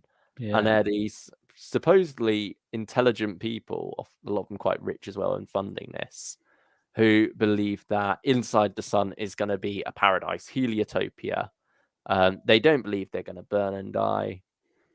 They believe they will find a new haven for them to live on, which is obvious bollocks, but it's a wonderful way of having the Fourth Doctor and Leela caught up in trying to save people who don't want to be saved. And then people taking advantage of that as well. So I would say Shadow of the Sun is pineapple chunk worthy. I mean, it is somewhat let down production wise by the fact that you can tell some of them, they've not quite got used to recording in. Yeah. Oh, you're going humbug worthy. Oh, sorry. Yeah, put some respect on Shadow of the Sun. But yeah, I don't. But yeah, there's sort of like, I think Louise Jameson is one of the ones who's like sounds a bit too close to a mic at times. Also, it's like you could tell that the soundproofing is not quite there yet. They've not quite got the home recording thing down to a T yet. I think it was more of a reassurance game. Like, look, this is what we can. It's proof of concept, isn't it? It's proof that they can record in this, and they did since iron out those kinks. So it's like you sort of have to accept that stuff like this will happen, so that it can be ironed out later. And it's not distracting or anything too bad, but it is noticeable, I would say. I imagine next year we'll probably hear that Fourth Doctor stuff then. Yeah. Or year after. Although I think the Harry and Naomi stuff was recorded around this time in 2020. 2019, wasn't it? Or... it might be throughout both, really. Well, yeah, true. Around a lot. Come on, load. Here we go. Oh yeah. So the first box set was March and June 2019. Second box set was April, September, and October 2019, and then June 2020. And third box set was October 2020. Okay. Yeah. And then that's all coming out across 2024 because they record these quite far in advance. I mean, it's a funny case with what's coming up here, though, because Series 10 was mostly recorded before Series 9, including Day of the Comet by Jonathan Morris, who also did Chase the Night. They've got similar concepts to them with, the world coming to an end and the Doctor trying to save people there. But I feel like Chase the Night is a more refined version of it. Yeah, and yet it's come out first, which just feels like it does a bit of a disservice to Day of the Comet because you're listening to it thinking, "Oh, I've heard this before, done better," when in reality, it was done better after. Yeah. Anyway, World Traders, though, what do you think of it? Part 1's amazing. I would actually say Part 1's amazing. Then halfway through Part 2, it lost me. Yeah, I think it's just wonderful present day London stuff, isn't it? Yeah, and just having a classic Doctor in it. Yeah. And then the bureaucracy of it and the Doctor's anger towards that. Oh, Sam's joined us. Evening, lads. Evening, Sam. Evening. Monk Cactus, thank you for being here. I'd probably say a simple rewrite would have been sufficient. Yeah. Which is a shame because, it is the origin of the pineapple chunk meme. Yeah. But it's not going anywhere near pineapple chunk worthy, sadly. Maybe we should re-listen to it. Maybe one day it will reach that height. I don't know. Yeah. I was tempted, but, you only have so much time before these things. Yeah, that's true. Yeah. Day of the Comet, like I said, it's just a less refined version of Chase the Night. It's my favourite of the series, I would say. I prefer Tribulations of Thaddeus Nook, but I still think it's strong. I'd say I would go Humbug Worthy or Pineapple Chunk. I'd go Humbug for me, personally. Okay. It's one you can just imagine them filming in a quarry, and it would just be in that. Oh, yeah, definitely. Especially like the Genesis of the Dalek style quarry. Yes. With the soldiers they have in this, they feel very much like, like that Blake 7. Like Trooper look. Yeah. Yeah, I can see. John Colch was in that as well, isn't he? Yeah, he is. Like a souvenir hunter of a sort, or treasure hunter. Tribulations of Thaddeus Nook. I went in with low expectations and was absolutely blown away. It is so much fun. Like I mentioned not done earlier, more for Thaddeus. Yeah, he would make a wonderful recurring character, wouldn't he? Yeah, I mean, where would you put this one? I'd go humbug worthy. I'd want to go pineapple drunk, but I think since you've settled on humbug for Day of the Comet and you say that's your favourite series, I don't know if I'd want to put it above that. I mean, I'd let you move Day of the Comet up to pineapple drunk worthy along with Tribulations. Well, okay, if we're gonna if you do feel that way, I do it's feel got to go that up. way. Yeah. There we go. Now I've got to scroll and I think that's more worthy place for both of them, to be honest. there we go. Yeah. And then Primeval Design. Disaster, darling. Should have been so much better. I don't know because it's off to such a good start. It's got such great concept. You've got sort of like a Talons of Wing Chiang bit at the start with an autopsy. Yes. It's a wonderful bit of history, and there's some wonderful historical characters in this as well. Like when it's about that human tragedy of this pair of lovers, it's when it's at its best, like Leela saving them from drowning in the cave. But when you've got this weird alien skeleton dinosaur walking around, that's when it loses me. I want to love it, but I can't. I'd say. Are you listening to me? Yeah, I don't.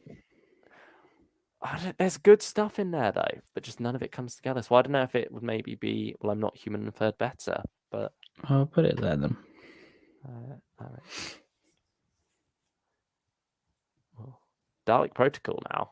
We've got another special here, sort of tying into Dalek Universe, haven't we?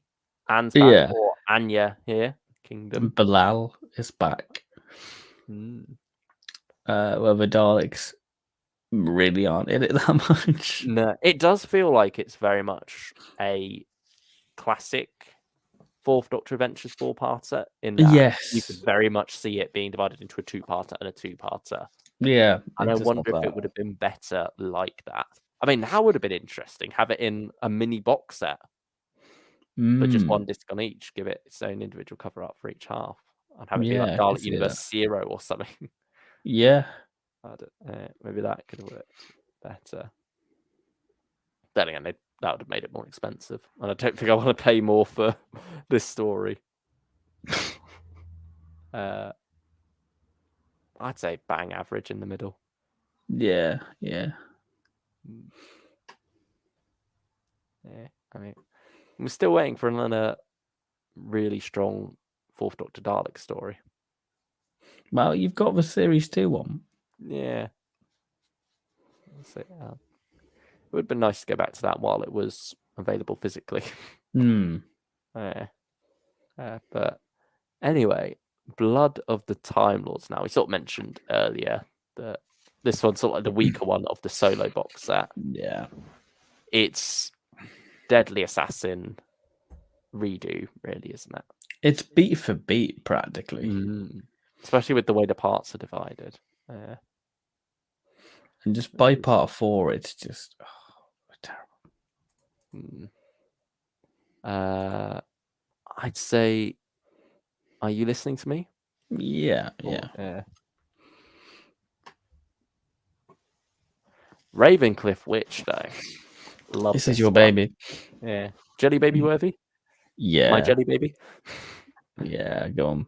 I mean, I've got to put it there for now. Yeah, and then scroll.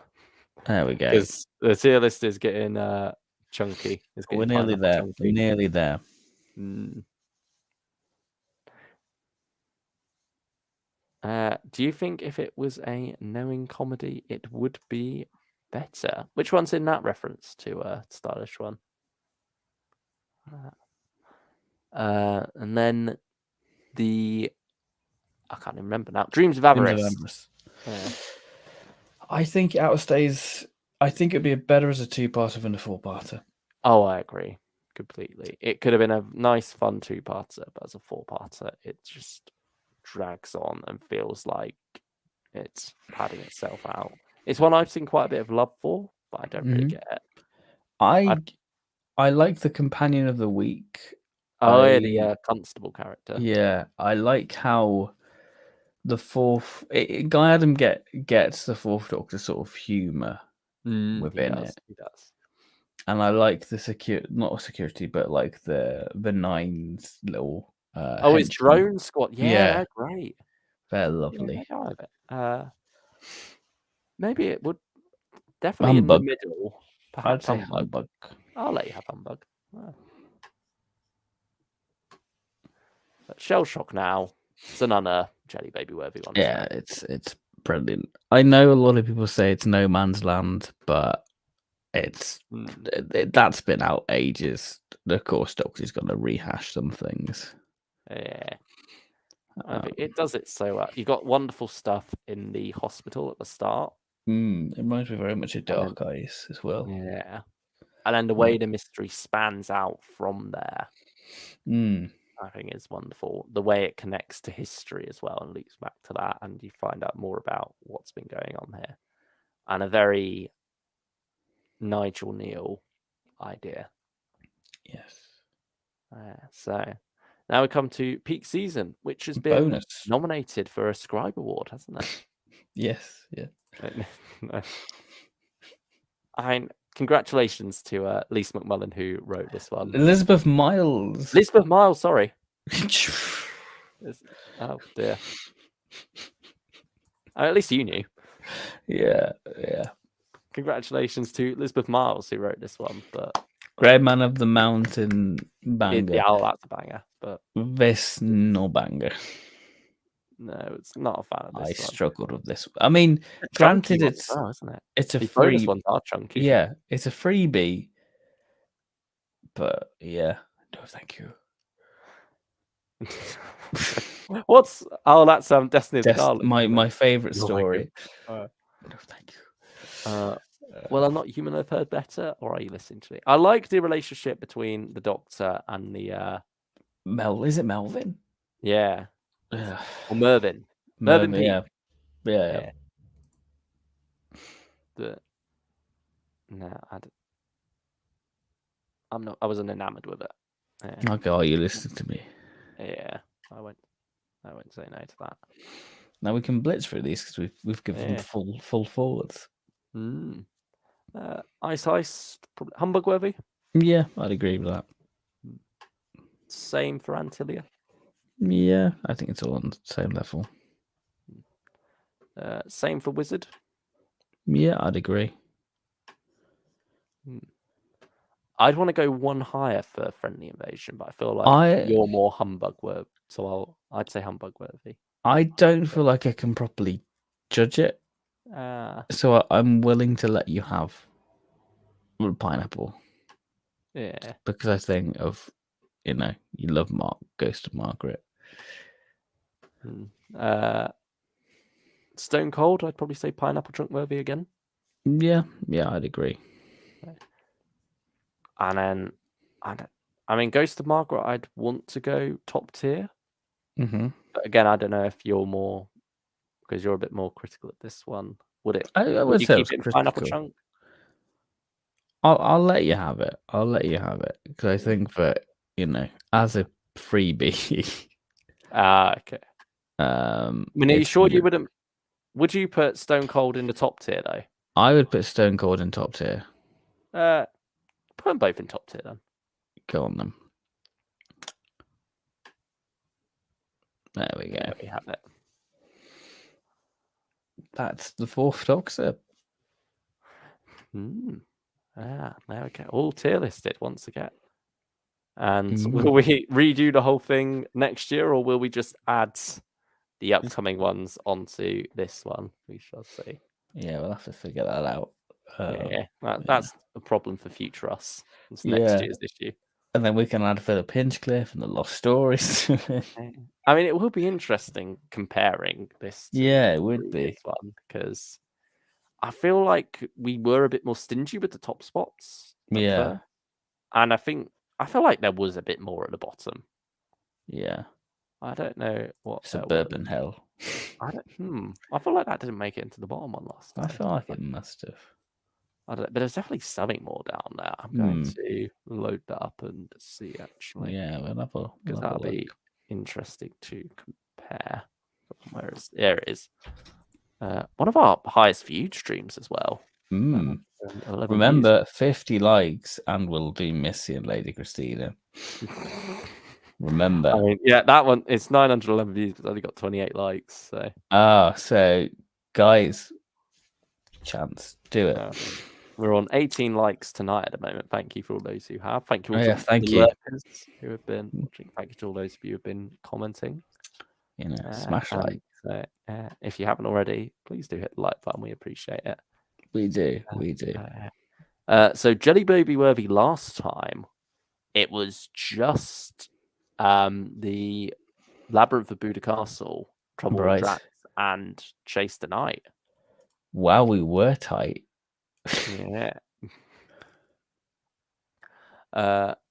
Pineapple Chunkworthy last time was Wrath of the Iceni, Enemy of the Daleks, Sands of Life, Dalek Contracts, Final Phase, King of Sontar, Destroy the Infinite, Darkness of Glass, Requiem for the Rocketman, The Wave of Destruction, Gallery of Ghouls, The Eternal Battle, Silent Scream. Wow. What's that? The Leela one from Series 7. Oh, Cromarsh Experiment. There we go. Mind Runners. The Shadow of London.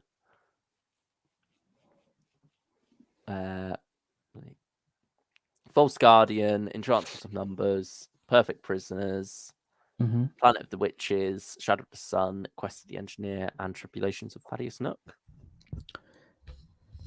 So it's interesting how those 3 went up, but War Against Alarm still remained in humbug worthy. So you still had that bias towards Sands of Life and the other 2 Dalek stories over War Against Alarm.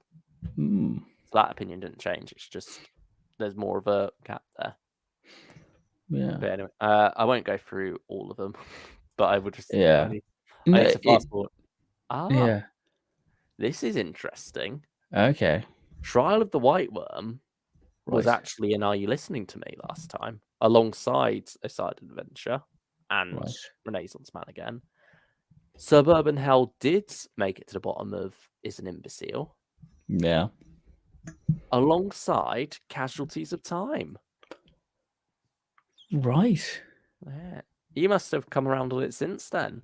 Yeah. Or I put a stronger case. I think I did listen to it again. I did listen to it. There we go. Starts from us. Do you prefer the format of the older Fourth Doctor adventures in mostly 2-parters with the occasional 4-parter, or do you prefer the new format of mostly 4-parters with the occasional 2? I would say now. Yeah, I agree. Although it looks like next series we're getting more 2-parters than 4.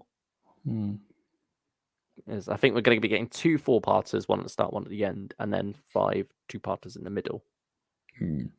But yeah, I mean, we don't actually have the episode count on that one yet, so it's hard to say. But that's just speculating based on the fact that it's 2 stories in the first 3-disc set, 3 in the second, and 2 in the third.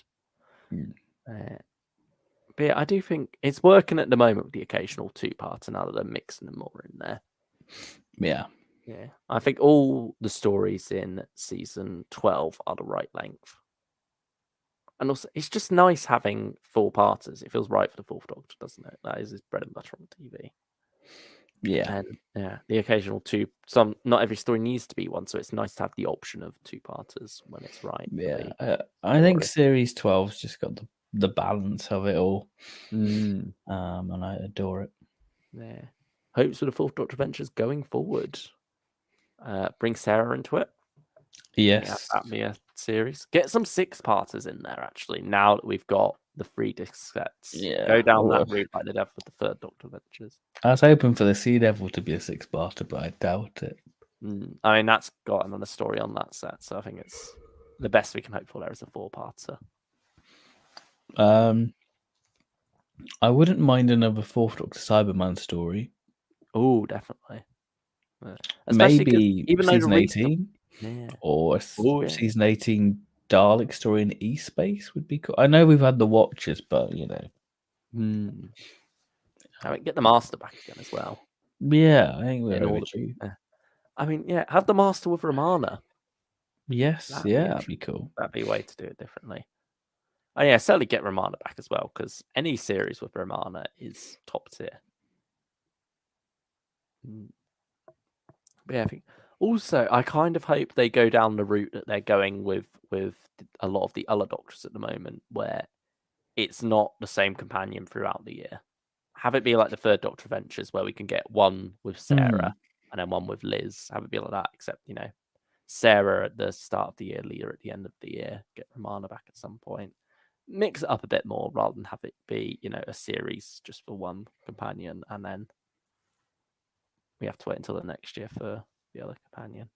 Yeah, I think that, especially with the amount of different combos we've got now for the Fourth Doctor, like compared to where we were at the start, where it was just Romana and Leela as options. Yeah, now we've got recast Brigadier, recast Sarah, recast Harry. We've got new companions. There's lots. We got Solo Tom as well. Have you heard the alien delegates are returning in another box set? Says Stylish One. No, I didn't hear that. No. That'd be interesting. I mean, I wonder how that'll work continuity-wise. Yes. Given the Fates they meet. Yeah. I mean, if it's Doomsday, ain't touching it. No. Favorite individual cover and favorite box set cover for each Fourth Doctor Adventures series. Oh, I don't know. Should we do just favorite overall? Yeah. Well, I don't know. It's hard to pick a favorite, isn't it? I mean, certainly some of the recent ones are strong contenders. But I really like the Series 12 ones, like Wizard of Time. I really like that. I think the Series 12 box set covers as well are possibly my favorite. Yeah. I think some of the box set covers are weaker than the individual covers. Yeah. It's nice to have, again, similar with the consistency. I feel like all the covers are on the same level here. Yeah. But yeah, I mean, Series 8's box set covers are good as well, though. Yeah. It is the Doomsday box set also giving fans their first original Second Doctor novel in a while. With the Ninth Doctor as well. Yeah, I'm passing. Yeah. Do you think Series 1 would have been better if it had Sarah Jane and the Brigadier, or would it be more frustrating? I know Series 2 was going to be the Brigadier. It was going to be. I think it was going to be traveling with. No, it was going to be Fourth Doctor traveling with the Brigadier, Nick Courtney. And then Series 3 would have been the first Leela series. And I mean, thing is, if that would have happened, then they probably wouldn't have got to Maritime in time. I don't know. Maybe they would have recorded that in advance, but I mean, on the one hand, it would be that John Hurt factor of we've got Tom Baker and Elizabeth Sladen together. Yeah. But at the same time, it's not really a strong outing for. It wouldn't really be a strong outing for them. They'd be like gold dust, to be honest. Yeah. But it would also be painful knowing that not really any of them are that good.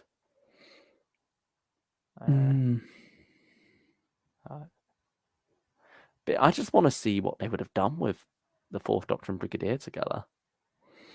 I mean, hopefully, it'd be nice to have those plans revived with John Coleshaw. Well, we're meant to be getting Fourth Doctor Leela and Brig at some point. I do wonder if that'll be by Tim Foley as well. If it is by Tim Foley, it's going to be a banger. Because there is that tease in the Auton Infinity where he says about how while the Doctor had a scarf, he dragged him off to Jupiter or whatever. So, and given how Tim Foley writes his one sometimes, like in All of Time and Space, he did that little reference to the Nightjar, which we are now getting as a Tim Foley full-part story for the Fifth Doctor. And again, with how far in advance they work with the Fourth Doctor, I could see that being the case. Yeah. How many Fourth Doctor Adventures box sets will we get going forward? Our stylish one. Yeah. Will they stick with 3, or could they go back down to 2 to keep in line with the other Doctors? Yeah, because they did the bonus 2 stories to keep up with the other Doctors, but the other Doctors haven't caught up. No, they haven't at all. It's weird. I mean, I would sacrifice one Fourth Doctor Adventure set a year for an extra first and second Doctor. Have them all be 2 box sets a year. Yeah, Have it I'd be agree. a 16 CD bundle. I think that'd be a good, even way of going forward with them. Yeah, I think so. But yeah, and then you've always got more special box sets as well you can come out with alongside that. So I was expecting that to be next year. Every Doctor's got 2 sets, or possibly 3 sets. Because I mean, McGann seems to average about 4 sets a year when you throw in bonus ones.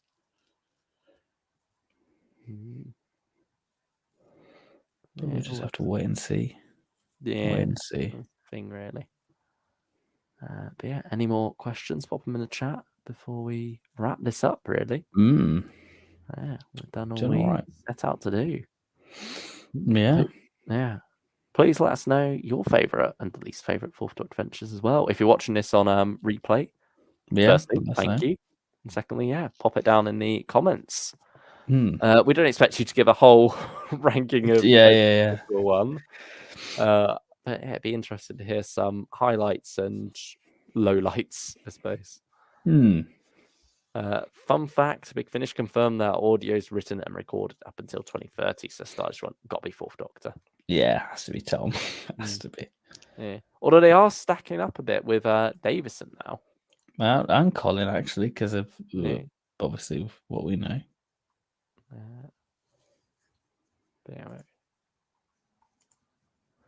Yeah, because In the Night was recorded back in 2022. Whereas oftentimes these box sets are I mean, like the Jamie box set was recorded in May 2023, just before that came along, which is bizarre. But yeah, so certainly Davison starting to get quite far in advance. He's a busy man, is old Davo. Yeah, level of advance, but he's busy doing Blu-rays and getting his coin from behind the sofa. Oh, so says my favorite is the False Guardian and Time's Assassin. My least favorite is either Destination Nerva or Sinestron Kill. Yeah, I can't disagree with those. Trouble with Drax is another one of my favorites. Oh, that's so much fun. Really good. Really good. But yeah, I suppose that's it for tonight. Yeah, that's us done. Been a fun one. Yeah. Be back with more Fourth Doctor next week, won't we? Oh, yeah, we will. Yeah. Stephen Noonan will be joining us for Revenge of the Cybermen. We're completing. All resistance will be overcome. We're completing season 12. Bloody hell. Yeah. The beacon is ours. So soon you will have about 15 hours worth of season 12 content from us. But until then, thank you for watching. See you then. See you then, everyone. Bye-bye.